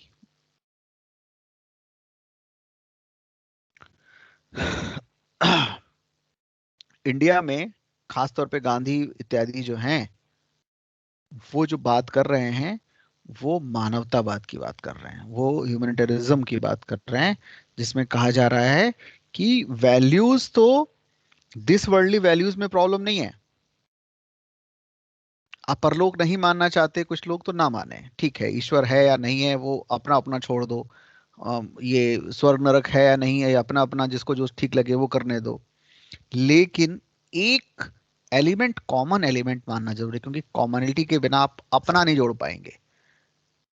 और वो चेतना ही हो सकती है, क्योंकि शरीर तो सबके अलग अलग होंगे, और वो कॉन्सेस ही हो सकता है जो कॉमन कॉन्सेस की हम बात करें। और इसी को तो परमात्मा कहा जा रहा है। तो ये कह रहे हैं कि परमात्मा एक्चुअल केस में, गॉड एक्चुअल केस में कहीं बाहर किसी दुनिया में नहीं है, वो हमारे अंदर है। इसीलिए उसको शब्द दिया गया है परमात्मा। तो वो कॉमन जो धागा है, जो सारे सारे मोती के मालाओं को मोती को जोड़े हुए है, और सबके अंदर जो एक कॉमन धागा है वो परमात्मा है, कुछ ऐसे समझ सकते हैं।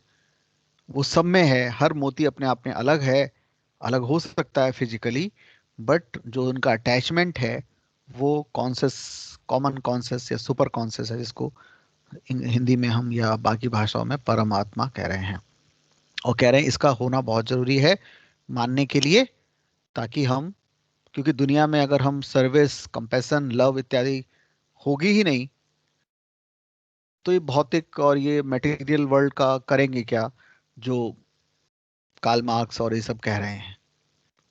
मेटलिस्टिक होने में प्रॉब्लम यही है कि फिर हम, एंड कुछ नहीं होगा, हमारे पास लक्ष्य नहीं होगा, और लक्ष्य नहीं होगा तो फिर हम क्यों जी रहे हैं, मशीन हो जाएंगे। और मैकेनिकल लाइफ जिया नहीं जा सकता लंबे समय तक, क्योंकि ह्यूमन जो है वो मैकेनिकल लाइफ परमानेंट नहीं जी सकता। आप कुछ समय तो मैकेनिकल हो सकते हैं बाई चांस, और वो भी लिमिटेड सेंस में, बट वैसा ही फॉरएवर प्रैक्टिस नहीं कर सकते। कोई ना कोई एंड होना चाहिए। ओके, ठीक है।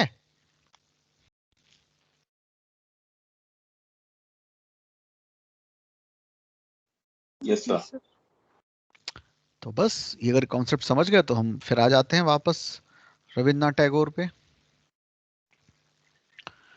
तो रविन्द्रनाथ टैगोर कह रहे हैं कि ये जो मॉडर्न वेस्टर्न मॉडर्न वैल्यूज है या एजुकेशन है, मैंने आपको बता ही दिया कि ये जो हैं ये मानते हैं कि ये नेशन वगैरह सब सेकेंडरी है। नेशन सेकेंडरी क्यों है? ह्यूमन के अंदर यूनिवर्सल वैल्यूज डालना जरूरी है। और यूनिवर्सल वैल्यूज तभी पढ़ेंगे जब अलग अलग बॉक्स ना बने हो, इंडिया का, जापान का, भूटान का, अलग अलग बॉक्सेस ना बने हो। अलग अलग बॉक्स में अगर हम रह रहे होंगे तो हम ह्यूमन नहीं हो पाएंगे, और हम कोई कोई यूनिवर्सल वैल्यूज नहीं बना पाएंगे, डेवलप नहीं कर पाएंगे। समझ गए? और कभी नेशनलिज्म पर मैं कई लोगों की जो थॉट है वो एक साथ लेके बता दूंगा। फिलहाल ये नेशनलिस्ट नहीं है, इनके, है ना, इनके सेंटर में ह्यूमन है।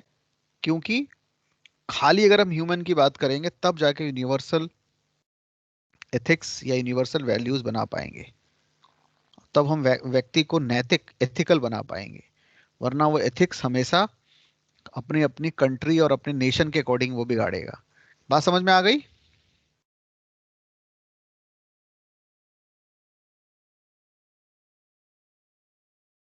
ठीक है ना? जी सर। जी और इसी बेस पर उन्होंने गांधी को जी, भी सर. बुरा भला, मतलब गांधी को भी क्रिटिसाइज किया कि आप जो नेशनहुड की बात कर रहे हैं उसमें प्रॉब्लम है। हालांकि गांधी पूरी तरह से खाली नेशनलिज्म की बात नहीं कर रहे थे, बाकी लोग कर रहे थे। बट गांधी ने एक दो जगह शॉर्टकट अपनाया, और जिसका असर हम पढ़ चुके हैं या पढ़ेंगे जब हम लोग मॉडर्न इंडिया पढ़ेंगे। एक तो उन्होंने, मैंने बताया था आपको कि जब अपना आंदोलन शुरू किया 2021 का, उसमें किसको जोड़ दिया? खिलाफत। खिलाफत जोड़ना गांधी का स्ट्रेटजिकली तुरंत के लिए ठीक रहा होगा, पर उसका असर हमने देखा था ना। बोलो, अगर आपको याद हो तो मैंने बताया था कि जैसे कि किसी की बॉडी से अचानक आप 5 बोतल खून निकाल लें तो धड़ से गिर पड़ेगा, चाहे कितना बड़ा भी पहलवान हो। यस और no? Yes sir. Yes, sir. Yes, sir. Same वही हुआ। अच्छी खासी चीजें चल रही थी, जो आंदोलन चल रहा था, जैसे ही खत्म हुआ खिलाफत का मैटर, खिलाफत वाले जो मुस्लिम और जो इसके नाम पे जुटे थे वो वापस हो गए। अचानक ही एनर्जी डाउन हो गई। दूसरा ये कि जातिवाद खत्म करना चाह रहे हैं, ठीक है, इसके लिए वो एक इतना सस्ता तरीका नहीं अपनाना चाहिए कि आप ईश्वर का प्रकोप बता रहे हैं। और क्या इससे क्या होगा? तार्किकता खत्म हो जाएगी। और जो रविन्द्रनाथ टैगोर ये कह रहे हैं कि किसी भी हालत में साइंटिफिक टेम्परामेंट, रीजन कभी खत्म नहीं करनी चाहिए। आप समझाएं, 10 बार समझाएं, तरीके अपनाएं समझाने के, बट इसको किसी डर से समाप्त नहीं करना चाहिए। रीजन की जगह चाहे आपका गोल कुछ भी रहा हो, तो गांधी ने टैगोर ने क्रिटिसाइज किया था इनके अपने एक लेख को, और उसमें नेशनलिज्म को भी कहा कि नेशनलिज्म की जगह पैट्रियोटिज्म होना चाहिए। तो ये किसके सपोर्टर हैं? पैट्रियोटिज्म, देशभक्ति, दोनों में अंतर है। राष्ट्रभक्ति, नेशनलिज्म, बताओ क्या डिफरेंस होगा? ये सपोर्टर हैं पैट्रियोटिज्म के और अगेंस्ट है नेशनलिज्म के।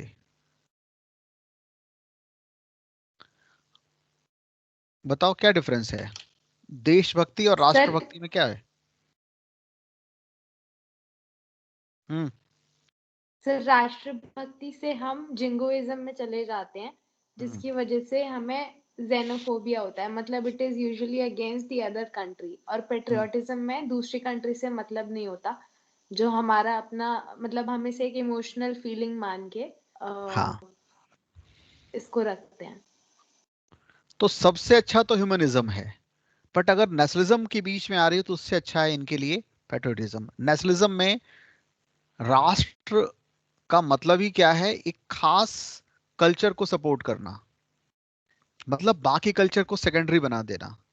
और कोई सेकेंडरी बनना क्यों चाहेगा? किसे अच्छा लगता है कि वो ना कुछ बन जाए? वो बस ऐसे ही, कोई किसी को अच्छा नहीं लगता। और फिर अटैचमेंट कैसे होगा उन लोगों का? नहीं हो पाएगा। पैट्रियोटिज्म तो देश है, देश तो एक ज्योग्राफी से बनता है। तो जिस ज्योग्राफी में जन्म हुआ है वो यूं ही उस ज्योग्राफी से हमारा अटैचमेंट हो जाता है। ठीक है? तो आप लोगों ने बहुतों को देखा होगा, तो अब के 20-25 साल के बच्चे तो नहीं, इससे पहले वाले, कि मेरा गांव स्वर्ग है, गांव और फलाना ढिकना, ये सब बातें होती थी।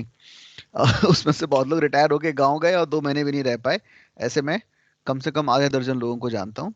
लेकिन एक ख्वाब होता था कि ठीक है, देश जो जगह है उससे प्रेम हो जाता है, तो वो उसकी बात कर रहे हैं। हालांकि पेट्रियोटिज्म के बहुत बड़े सपोर्टर नहीं है वो, बट नेशनलिज्म के खिलाफ हैं।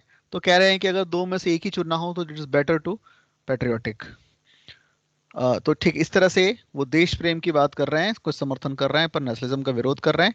दूसरी बात है, ये जो कह रहे हैं कि पश्चिम की जो पूरी की पूरी मूल्य हैं या मानववाद है या शिक्षा है, ये सारे के सारे मीन्स हैं। मीन्स हैं। और मीन्स किस चीज के हैं? ये मीन्स इस बात के हैं कि ह्यूमन के अंदर, मनुष्य के अंदर मनुष्य को आइडियल मनुष्य बनाए, एक मनुष्य को आइडियल मनुष्य बनाए। तो ये जो ऊपर की मैंने जो 3 पॉइंट बताए कि वेस्टर्न मॉडर्न वैल्यूज और एजुकेशन वगैरह वगैरह जो बात बताई मैंने, ये सब क्या है? मीन्स। एंड क्या है? एंड है ह्यूमन को आइडियल बनाना, आदर्श मानव बनाना। वो कैसे बनेगा? ध्यान से सुनो। दो चीजों का इस्तेमाल करेंगे तो वो आदर्श मानव बन जाएगा। किन किन चीजों का? देखो, पहला है जो उन्होंने वेस्टर्न वर्ल्ड से लिया, जो मैंने आपको पहले ही लिख दिया था, साइंटिफिक टेम्परामेंट, वैज्ञानिक मनोवृत्ति। तो वैल्यूज का जो सोर्स है, सोर्स ऑफ वैल्यूज क्या होने चाहिए? आस्था, यानी कि हमारे बिलीव्स, या रीजन? बताओ। रीजन। रीजन। रीजन। क्योंकि अगर आपके आस्था से, आपकी मान्यताओं से, आपके बिलीफ से अगर वैल्यूज निकलेंगे, क्योंकि निकलते हैं, तो वो हमेशा क्या होंगे? नैरो होंगे। क्योंकि आपकी आस्था दूसरे की आस्था से कॉन्फ्लिक्ट कर सकती है। किसी की आस्था गाय काटने में और किसी की गाय की पूजा करने में हो सकती है, या कुछ और भी हो सकता है। 50 तरह की आस्थाएं हो सकती है कॉन्फ्लिक्टिंग। बट रीजन से निकली हुई रीजन से निकली हुई जो वैल्यूज होंगी वो यूनिवर्सल होंगी, और उसमें टकराव नहीं होगा, टिकाऊ भी होंगी, वो टिकेंगी। आस्थाएं तो समय के साथ बदलती रही हैं, ठीक है। तो सबसे पहले तो ये कह रहे हैं कि अगर ह्यूमन को, मनुष्य को आदर्श का निर्माण करना है, उसको आइडियल बनाना है, आइडियल ह्यूमन बनाना है, तो सबसे पहले उसके दिमाग में क्या होना, डालना चाहिए? साइंटिफिक टेम्परामेंट, ना कि आस्था। और गांधी से इनका इसी बात पे विरोध है। हालांकि दूसरे एक दूसरे को बहुत रिस्पेक्ट करते हैं ये। गांधी को महात्मा ही किसने कहा? टैगोर ने, ठीक है। लेकिन वही बात है, रिस्पेक्ट करने का मतलब वैसा ही हो जाना नहीं है, या क्रिटिसाइज करने का मतलब किसी का दुश्मन हो जाना नहीं है। तो ये कह रहे हैं आस्था की बातें मत करो, क्योंकि आस्था में रिस्ट्रिक्शंस है, नैरोनेस है। उसकी जगह आप रीजन की बात करें, और रीजन से वैल्यूज आने चाहिए। तो इन्होंने कहा कि गांधी शॉर्टकट अपनाते हैं कई बार, और उसका असर उनका, वो बहुत ही महात्मा हैं दिल से, सच में बहुत अच्छे आदमी हैं, बट उनका जो शॉर्टकट है वो एक्चुअल में परमानेंट वैल्यूज लेके नहीं आएगा। ये इनका क्रिटिसाइज, ये इस तरह से क्रिटिसाइज करते हैं। ये बात समझ में आ गई? आगे बढ़ें, बोलो।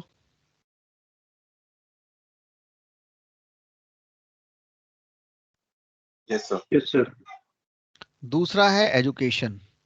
एजुकेशन पे उन्होंने बहुत जोर दिया, बहुत लोगों ने दिया, गांधी ने भी पूरा बहुत जोर दिया एजुकेशन पर। इन्होंने कहा है कि शिक्षा में, बहुत मजेदार बात कही, और मैं इससे बहुत इत्तेफाक रखता हूं। शिक्षा में, शिक्षा के साथ जो बाकी चीजें हैं उसमें संगीत का जोड़ना बहुत जरूरी है। म्यूजिक, हर किसी को कुछ ना कुछ म्यूजिक का सेंस होना चाहिए। और शिक्षा जब भी हम दें तो वो नेचर के जितने करीब हो, नेचर के साथ हो।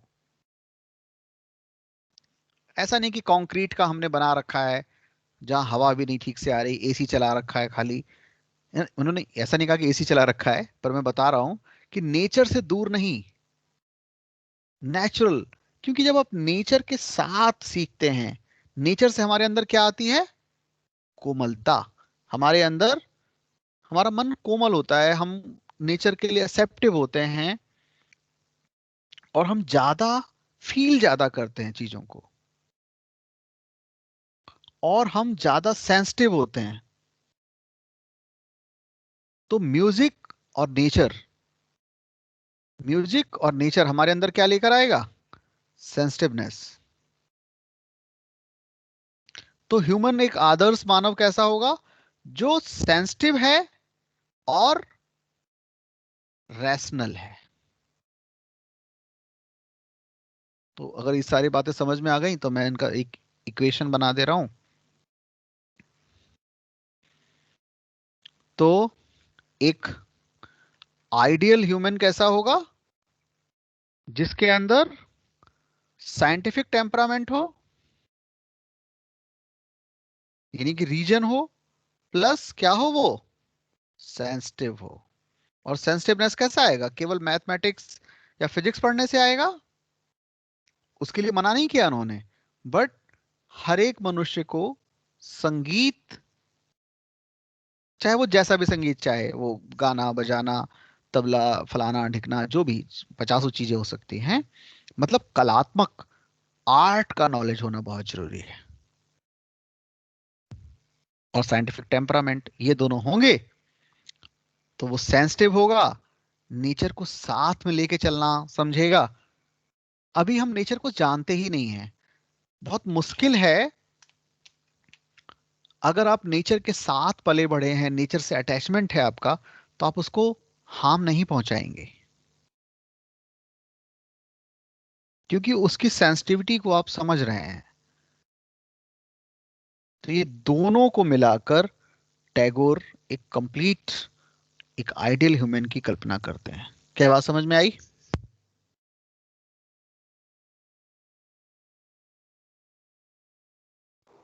जी सर। Yes sir. तो इस तरह से आप समझ सकते हैं कि मानव जीवन के में दो तरह के डेवलपमेंट हुए वेस्टर्न वर्ल्ड में, जिसका बहुत बड़ा नाम कार्ल मार्क्स है। वो ह्यूमनिज्म की बात कर रहा है, और ह्यूमनिज्म के और भी थिंकर्स हैं। उन सब की कॉमन समझ ये है कि ह्यूमन सब चीजों का मेजरमेंट है, man is the measurement of all things. उसी से मेजर होगा, उसको अगर लाभ होता है, उसको अगर अच्छा लगता है, उसके लिए अगर अच्छा है, गुड है, इथिकल है, तो वो चीज इथिकल होगी। और ह्यूमन से बाहर कोई दुनिया नहीं है। इस दुनिया, जो वर्ल्ड जिसमें हम जीते हैं, इससे कोई बाहर नहीं है, तो उसको दिमाग में रखने की जरूरत ही नहीं है। तो लेकिन इससे हुआ क्या, मैंने आपको बताया, बहुत लोगों ने पाया कि वो एक अलग तरह के फियर में जीते हैं। उसकी जगह जो लोग ईश्वर को मान के चलते हैं, उनके कंपैरेटिवली फियर कम है, क्योंकि पूरी शुद्ध रूप से, विशुद्ध रूप से, प्योर फॉर्म में रीजन को समझ के चलना, ये इस पे मेहनत करनी पड़ेगी लोगों को। विश्वास वाला जीवन जीना कुछ लोगों के लिए सहज है।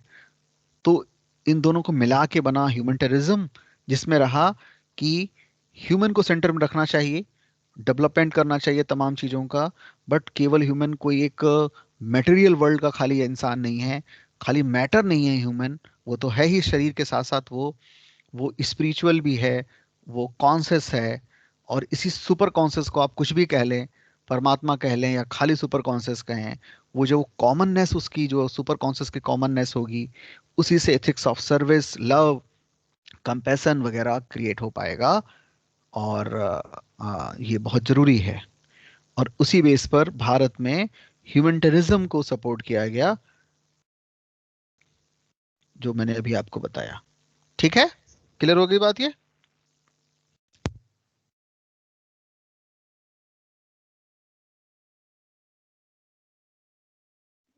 Yes sir. तो अगर ये क्लियर हो गई तो हम यहाँ पे ही इनको खत्म, यहाँ पे ही समाप्त करते हैं, रविन्द्रनाथ टैगोर को।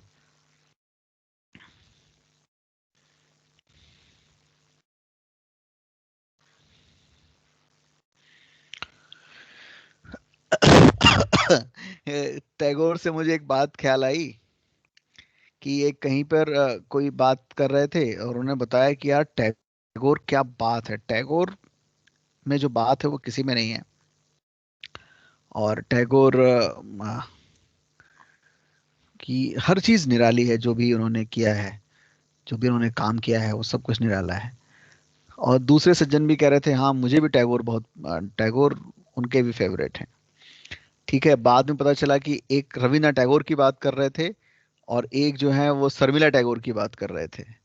ठीक है, ये एक रियल घटना है जो मुझे ख्याल आ गई, क्योंकि खाली दोनों टैगोर टैगोर बोल रहे थे, और 2-3 मिनट के बाद क्लियर हुआ कि अच्छा अच्छा, दो अलग अलग टैगोर की बात हो रही है।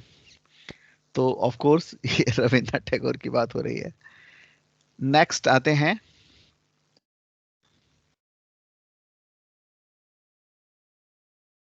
विवेकानंद। और विवेकानंद में हम दो चीजों को समझ के चलते हैं। विवेकानंद का एक है स्पिरिचुअल ह्यूमनिज्म।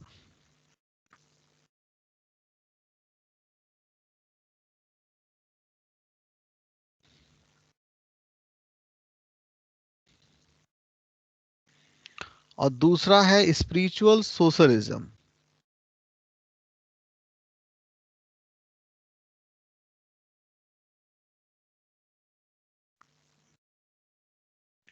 स्पिरिचुअल ह्यूमनिज्म को हम बोल सकते हैं हिंदी में आध्यात्मिक मानववाद।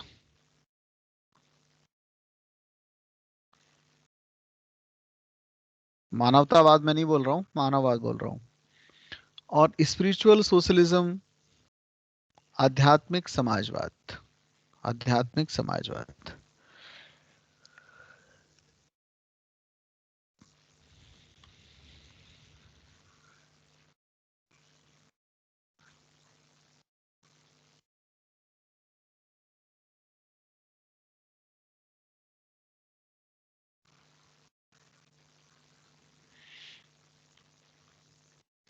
अ, जैसे कि ये रविन्द्रनाथ टैगोर की बात एक बार और मैं ख्याल आ गया। आपने देखा होगा ये कल्चर की भी बात है। अपने यहाँ है बट बहुत कम है, ना के बराबर है।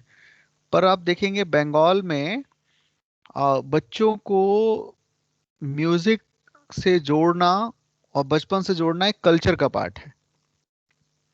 हमारे यहाँ उस तरह से नहीं है। हमारे यहाँ आमतौर पे जैसे कि मैंने बताया ही कि जो जितनी ज़्यादा फ्यूडलिस्टिक कल्चर वाली सोसाइटी या फैमिली है वहाँ पर म्यूजिक या डांस बहुत ही बहुत ही मतलब अच्छा नहीं माना जाता।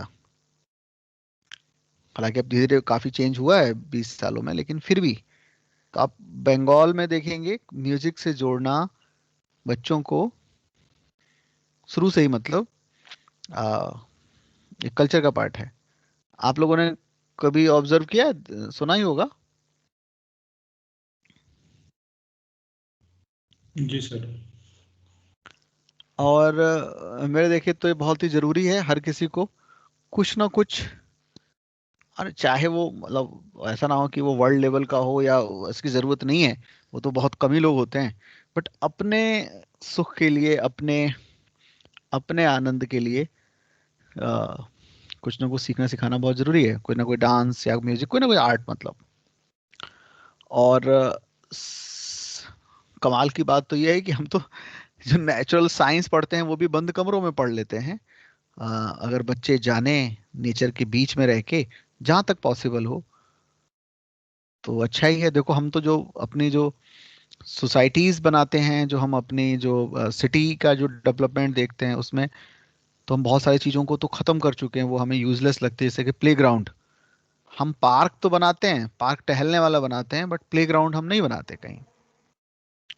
और प्ले शब्द ही खत्म हो गया है। हमने तो प्ले की जगह गेम शब्द को हर जगह यूज करते हैं। और दोनों में बहुत डिफरेंस है। प्ले और गेम में जमीन आसमान का अंतर है। गेम हमेशा पर्पसफुली होता है और उसमें मेन पर्पस होता है जीतना। गेम उसको बोलते ही है गेम। जो प्ले है वो प्लेफुलनेस, या प्लेफुलनेस का मतलब ही है कि वो एक हम मतलब उस आनंद के लिए खेलते हैं, प्लेफुलनेस।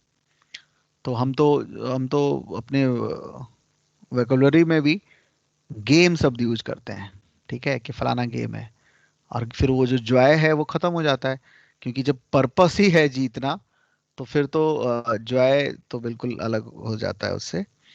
तो हमने खेलना कूदना और नेचर के करीब म्यूजिक ये डालना बहुत जरूरी है।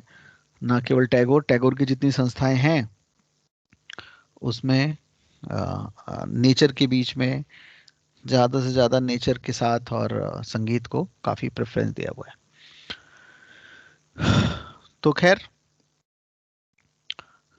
तो विवेकानंद स्पिरिचुअल ह्यूमनिज्म और स्पिरिचुअल सोशलिज्म, सोशलिज्म तो हम पहले से जानते हैं, बट उसमें स्पिरिचुअल शब्द जोड़ लिया गया है।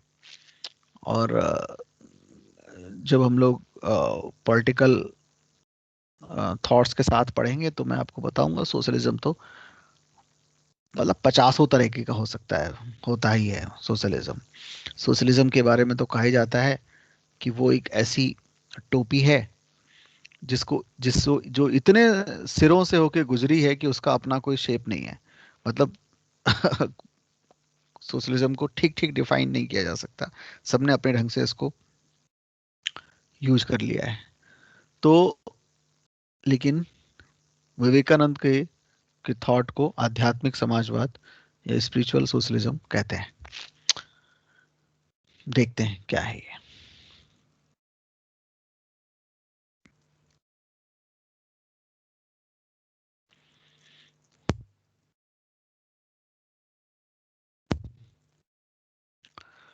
तो जैसा कि मैंने आपको बताया कि मेन पर्पस वही कोई आइडियल वर्ल्ड या आइडियल ह्यूमन को बनाने का मतलब है कि उसके अंदर सर्विस को, कंपैशन एंड लव, ये भाव तो होने ही चाहिए। और ये भाव जब तक एक एक कोई लिंक नहीं करेंगे, क्योंकि मैंने आपको बताया बॉडीली तो दो लोग अलग अलग हैं, कोई एक उनको जोड़ने वाली बात जब तक नहीं जोड़ेंगे ताकि उन दोनों ही सिरों को जोड़े, तब तक ये जो हम इथिकल वैल्यूज की बात कर रहे हैं वो नहीं हो सकते, यूनिवर्सल वैल्यूज पॉसिबल ही नहीं है। तो चाहे वो जापानी आदमी हो, हिंदुस्तानी हो, पाकिस्तानी हो, कहीं का भी हो, कोई एक एक कॉमन एलिमेंट, एक ह्यूमन का एलिमेंट जोड़ना जरूरी है। और वो चेतना के लेवल पे ही हो सकता है, कॉन्शस के लेवल पे ही हो सकता है। तो कॉमन कॉन्शस का होना, जैसे कि मैंने आपको बताया, धर्म जो है, धर्म में एक तो हो गया बाहरी जो आउटर लेयर था उसका, और एक इसका स्पिरिचुअल सेंस। तो स्पिरिचुअलिटी बाहरी तो सबके अलग अलग हैं और वो कोई कॉमन नहीं हो सकता और होना भी नहीं चाहिए, सबके अपने तरीके हैं। लेकिन एक कॉमन चीजें जोड़ने की बात बात की, और इसी से जो निकल कर आता है वो है हमारा पूरा का पूरा वेदांत। वेदांत, और वेदांत में भी अद्वैत। अद्वैत बता रहा है कि दूसरा नहीं है, एक ही है। तो वेदांत का एक इंटरप्रिटेशन क्या है? अद्वैत। और ये सब विवेकानंद इत्यादि सब जो जो हैं वो वेदांती हैं। वेदांती मतलब वेदांत को फॉलो करने वाले। और एक कॉमन कॉमन जो फिनोमेना है वो है कॉन्शस के लेवल पर, जो पूरे दुनिया में एक ही है। जब हम कहते हैं गॉड इज वन, तो ये वननेस जो है वो उसी कॉमननेस को खोजने की या कॉमननेस को इंडिकेट करने का तरीका है। बात समझ में आ रही है?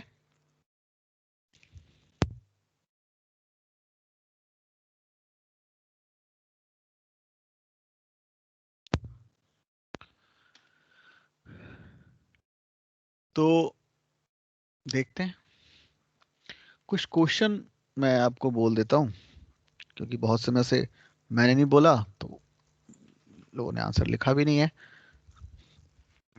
तो मैं विवेकानंद तो खत्म करूंगा ही, पहले क्वेश्चन बोल देता हूँ।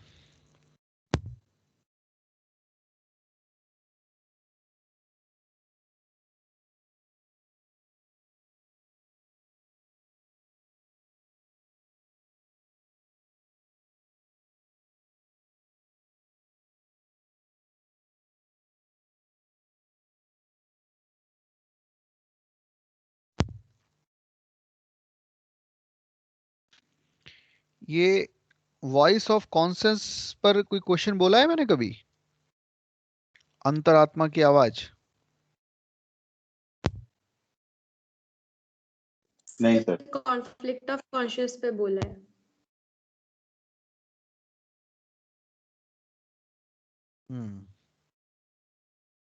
तो एक क्वेश्चन लिखो जरा।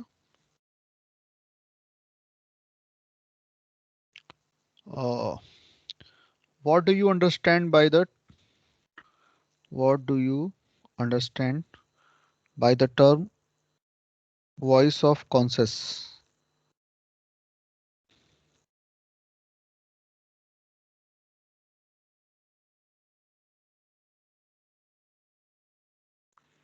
How do you prepare yourself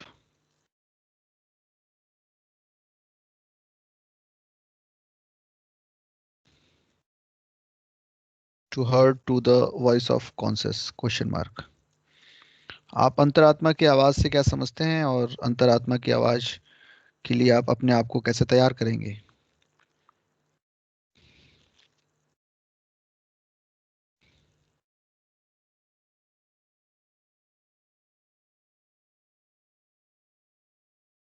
क्या लिखोगे इसमें?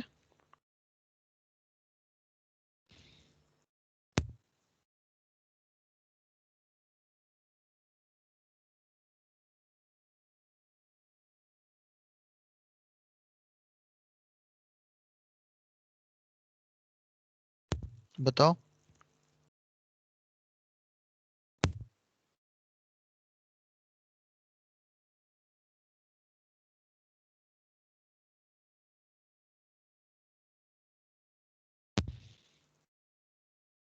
बताओ समीर, क्या है वॉइस ऑफ कॉन्शियस?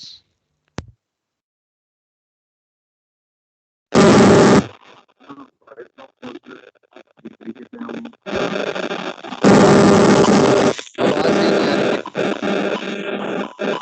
म्यूट करके फिर से करो। अभी म्यूट कर लो। कोई और बताए?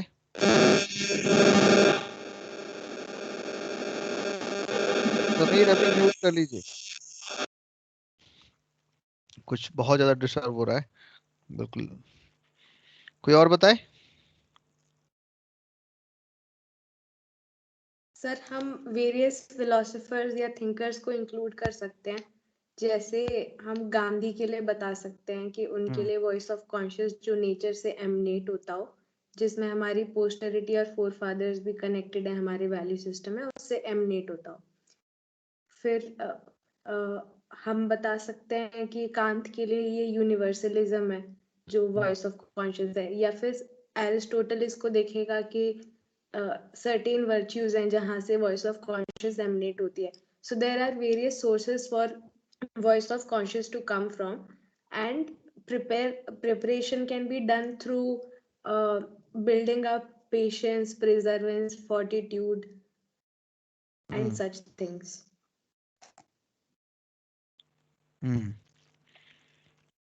और लोग भी ट्राई करो भाई।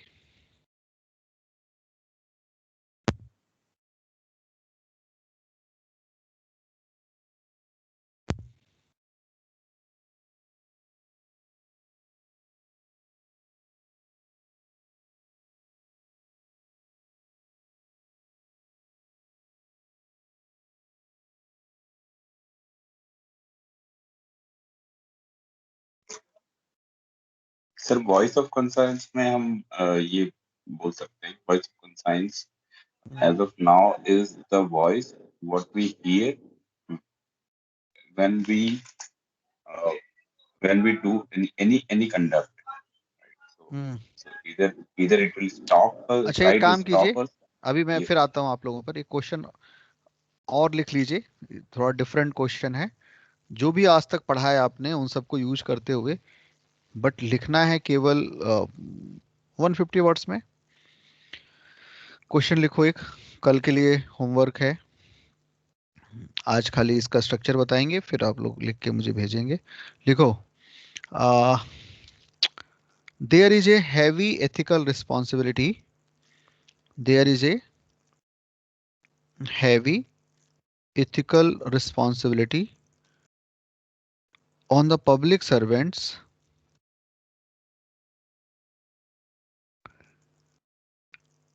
because they occupy position of power. Because they occupy positions of power, comma, handle huge amount of public funds, handle huge amounts of public funds, comma,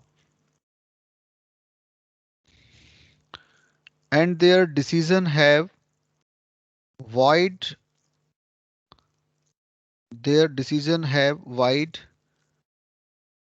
ranging impact on society and environment, full stop.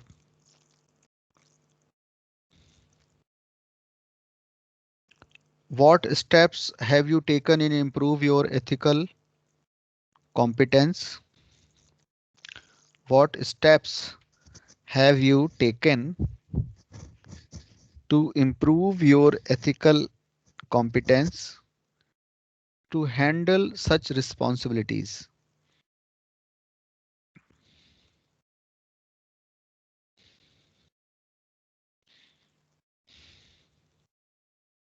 What step have you taken to improve your ethical competence to handle such responsibility? Question mark लिखिए। एक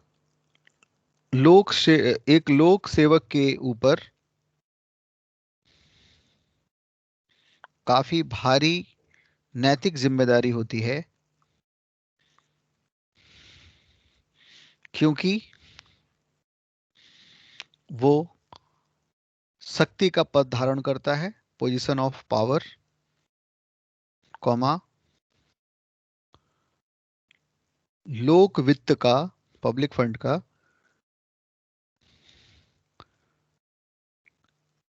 बड़ा हिस्सा इस्तेमाल करता है, huge amount of public fund, comma, तथा उसके निर्णय समाज और पर्यावरण पर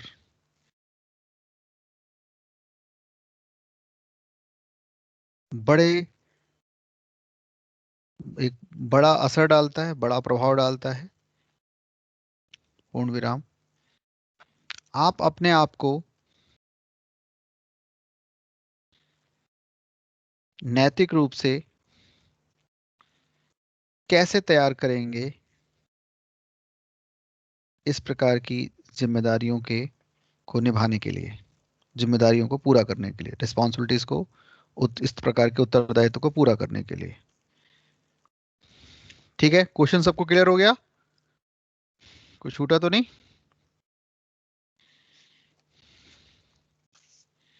बताओ। लिख लिया सर।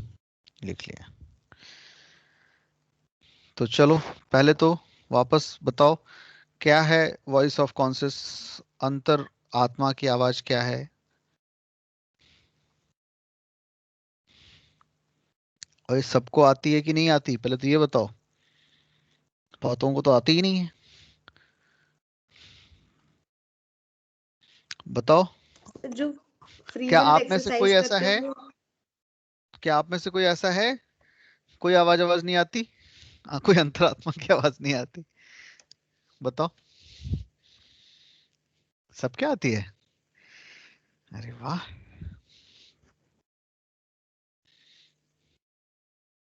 तब तो फिर लिख ही लोगे, फिर क्या समस्या तो उसकी थी जिसके अंतरात्मा है ही नहीं, या है तो बोलती नहीं है, या पता ही नहीं है कि नहीं है, और बोलती है कि नहीं बोलती। बताओ अनुराग, अंतरात्मा है और है तो बोलती है कि नहीं? सर है तो सही, पर कभी कभी बोलती है, कम बोलती है। कब बोलती है? ठीक है। कोई बताओ भाई, इसका आंसर दो, अभिनव। सर एक्चुअली हाँ, ऐसे देख सकते हैं कि वॉइस ऑफ कॉन्साइंस है, ये हमारी इनर वॉइस है और ये हमारे बिहेवियर को जज करती है, और ये सोर्स हो सकता है हमारे एथिकल डिसीजंस मेकिंग के लिए, जो हम दूसरों के लिए या किसी भी कंडीशन के लिए लेते हैं। और फिर हम ये कह सकते हैं कि महात्मा गांधी ने, जैसे आपने पढ़ाया था, कि उन्होंने कहा है कि there is no court higher than the court of conscience. इस कोटेशन का यूज़ करके एक इसकी डेफिनेशन दे देंगे। और सर इसके बारे में कुछ आर्गूमेंट लिख देंगे, और फिर मेन एक तो पार्ट यही है क्वेश्चन का कि वॉइस ऑफ कंसाइंस क्या है, और फिर दूसरा ये how do you prepare for your self for voice of conscience. इसके लिए सर कुछ स्टेप्स देने पड़ेंगे सर, कुछ सोच के सर लिख के भेज दूंगा सर। ठीक है, ठीक है। अभिनव बताओ।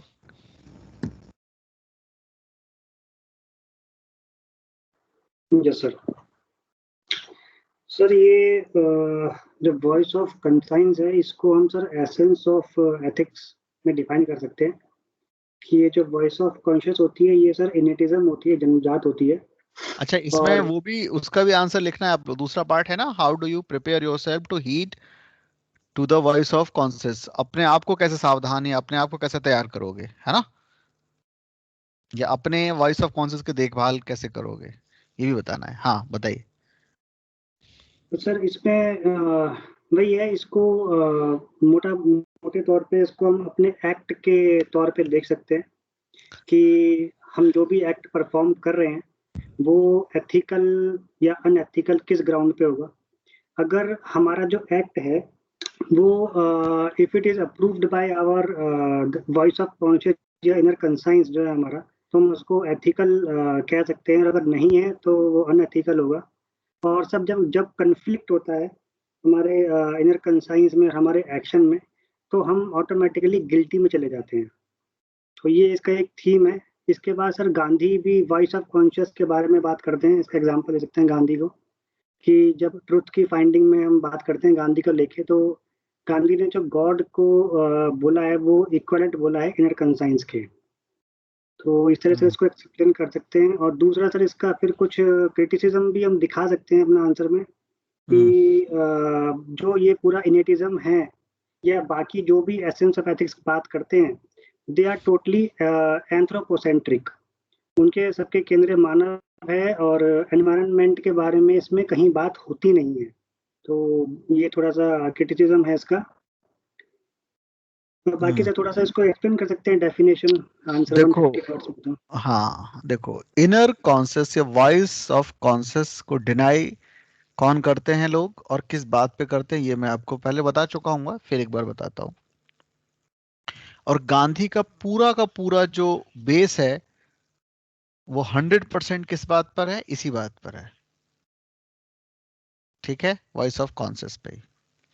और ये कैसे, इस बात को, जो प्रॉब्लम है उससे कैसे गांधी इसको बाहर करते हैं, मैं गांधीज्म में वैसे पढ़ा चुका हूं डिटेल में। देखो, वॉइस ऑफ कॉन्शियस को लेके जो चैलेंज है वो ये है कि वॉइस ऑफ कॉन्शियस जैसी कोई चीज नहीं होती।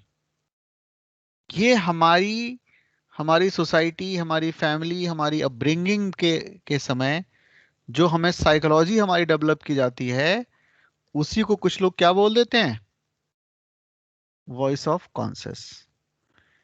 क्यों? क्योंकि जैसे कि कहा गया है कि हमारी वॉइस ऑफ कॉन्शियस जो नहीं करना चाहिए, अगर वो हम करते हैं या हमारे उससे अप्रूव नहीं होती है, मैं आपको बता चुका हूं डिटेल में, यही शब्द भी इस्तेमाल किया था मैंने, कि अगर मेरे कोई एक्ट मेरे कॉन्शियस से अप्रूव नहीं हुई तो मुझे गिल्ट होता है ना, यही बात बताई थी ना। तो मैं वॉइस ऑफ कॉन्शियस पे चल रहा हूं या नहीं चल रहा हूं, ये तय होगा कि मैं गिल्ट में जी रहा हूं या नहीं जी रहा हूं, या मुझे गिल्ट होता है कि नहीं मेरे किसी एक्शन में। यही तो है ना बेस इसका। बताओ भाई। Yes sir. बट मैंने साथ साथ ये भी बताया कि गिल्ट तो फिर ये तो हमारी अपब्रिंगिंग के टाइम है। जो एक काम एक के आदमी गिल्ट ला रहा है, यानी कि वॉइस ऑफ कॉन्शियस उसकी रोक रही है, वही काम दूसरे व्यक्ति या दूसरे समाज में, दूसरी अपब्रिंगिंग में उसकी अपोजिट हो सकती है। ऐसा है या नहीं, बताओ। जैसे मैंने कहा कि चोरी करना आमतौर पे सो कॉल्ड सिविलाइज सोसाइटी में, सभ्य समाज में क्या माना जाएगा, एथिकल या नॉन एथिकल? अनएथिकल। अनएथिकल माना जाएगा। और इसमें वॉइस ऑफ कॉन्शियस, हम मुझ पे क्वेश्चन उठाएगी और मुझे गिल्ट होगा, यस और नो। बट वही चोरी करना, वही एक्शन, किसी का सामान ले लेना या सामान को ले लेना, एक ऐसी सोसाइटी हो सकती है जो मैंने आपको बताया ट्राइब सोसाइटीज हैं, जहां पे कुछ ऐसा है ही नहीं, दूसरे का कुछ है ही नहीं, खाली एक ही चीज गलत है, एकुमुलेट करना, बाकी यूज करना सारी भूमि गोपाल की है। जरूरत थी यूज कर लिया, ना एकुमुलेट कर रहे हैं ना पजस कर रहे हैं, और चोरी का कॉन्सेप्ट ही नहीं है वहां पर। तो एक अपब्रिंगिंग है जहां चोरी का कॉन्सेप्ट ही नहीं है, तो वहां पे कौन सी वॉइस ऑफ कॉन्शियस और क्या कहते हैं, मुझे क्रिटिसाइज ही कब करेगी, नहीं करेगी।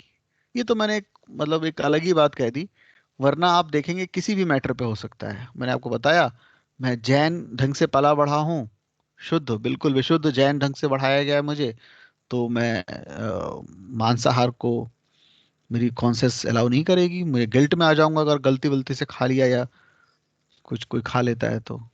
दूसरी तरफ मैं ऐसे धर्म में पैदा हुआ, ऐसे अपब्रिंगिंग हुई जहां पर मेरी पहली शुरुआत ही नॉन वेजिटेरियन चीजों से थी, तो वहां पे कोई गिल्ट विल्ट नहीं आएगी मेरी, यस और no. Yes sir. Yes sir.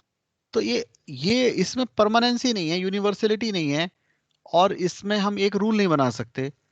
और दूसरी तरफ है, हम लोगों को चालाक बना सकते हैं, हमारे बहुत सारे नेता हैं, जब वो झूठ बोलते हैं तो ज्यादा ऑथेंटिक लगता है, उनकी पूरी बॉडी लैंग्वेज को सपोर्ट कर रही होती है, झूठ में वो इतने रचे बसे होते हैं कि वो सच बोल रहे होते हैं, तब थोड़ी सी लगता है कि ये कुछ ठीक से नहीं लग रहा है। झूठ इतने इतने कमाल के ढंग से बोलते हैं कि उनकी पूरी बॉडी लैंग्वेज, अगर साइकोलॉजी के हिसाब से देखें, किसी साइकोलॉजिस्ट को बिठाएं, तो वो कहेगा कि बिल्कुल सच बोल रहा है। ठीक है, तभी तो हमारे यहाँ पे मैंने आपको जब पॉलिटी के दौरान बताया था कि सुप्रीम कोर्ट ने वो तमाम तरह के जो मीन्स थे झूठ पकड़ने के, उनको उनको ऑथेंटिक नहीं माना है, क्योंकि एक से एक हमारे यहाँ साधु महात्मा है, वो अपने ब्लड प्रेशर और अपने सारे चीजों को ऐसे कंट्रोल कर लेते हैं झूठ बोलते समय कि वो सच सच में उतना नॉर्मल नहीं हो सकता किसी का वहां पे। तो ये मतलब बहुत ही पर्सन टू पर्सन डिफर करने वाली बात हो गई। लेकिन वहीं पर जो कॉन्सेस को सही मानते हैं, जैसे मैंने कहा गांधी का तो पूरा हिसाब किताब ही इस पे टिका हुआ है।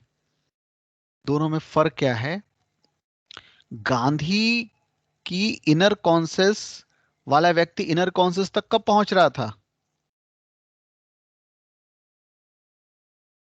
किस व्यक्ति में इनर कॉन्सेस आएगी और सही से आएगी, बताओ। स्वराजी व्यक्ति। स्वराजी, और स्वराजी के पीछे की पूरी कहानी मैं बता ही चुका हूं। तो जिस तरह का जो स्वराजी व्यक्ति होगा, और कोई भी होगा दुनिया में, यूनिवर्सल में कहीं भी, तो उसकी जो इनर कॉन्सेस होगी या कॉन्सेस होगी, वो उसके रूल्स यूनिवर्सल होंगे, हमेशा यूनिवर्सल होंगे, अगर वो स्वराजी है तो। बाकी चीजें मैं बता ही चुका हूं, इसलिए मैं डिटेल में नहीं जा रहा स्वराज के। तो वो जब भी ऐसा कुछ करेगा, अब प्रिंसिपल अब ठीक हो गया, अब सब कुछ ठीक हो गया, अगर हम उसको स्वराजी तक ले आते हैं, अब वो ऐसा कर ही नहीं सकता, क्योंकि गांधी में सबसे बड़ी बात तो यही थी ना, गांधी में आप केवल प्रिंसिपल सिद्धांतों को सीख नहीं सकते, सिद्धांतों को करते हैं। बाकी वेस्टर्न वर्ल्ड में तो हमने देखा था कि हम सीख सकते हैं, मैं कांट को सीख सकता हूं, और कांट को सीख कर पढ़ा सकते हैं, एग्जाम में लिख सकते हैं, बट कांट को जीने की जरूरत नहीं है, कांट के प्रिंसिपल को। पर गांधी में तो जीना पहले है, सिद्धांत उससे निकल रहा होता है, एक्सपेरिमेंट विथ ट्रुथ है, लाइफ के साथ एक्सपेरिमेंट कर रहे हैं, मतलब हम वो जी रहे हैं। तो वो बिल्कुल ही अलग हो गई बात। तो हम क्रिटिसाइज जब इसको लिखें तो इन बातों के अलावा लिखें कि किस तरह की बातें कही जा रही हैं, और जो आलोचना है, जो आमतौर पर हम देखेंगे ह्यूमनिज्म वाले जो इसकी आलोचना करते हैं, जो मैंने शुरू में की कि इसमें यूनिवर्सलिटी नहीं है, बहुत ही ज़्यादा इसमें हाँ, इंडिविजुअलिज्म की वजह से क्या है कि वो एक के लिए एथिकल, एक के लिए वॉइस निकलेगी, एक के लिए नहीं निकलेगी। इस तरह की बात तभी होगी जब हम इस कॉन्सेप्ट को अधूरा समझ रहे होंगे, या हम कम से कम गांधी के लेवल पे नहीं समझ रहे, या जो और लोग कॉन्सेप्ट की बात करते हैं उस लेवल पे नहीं समझ रहे हैं।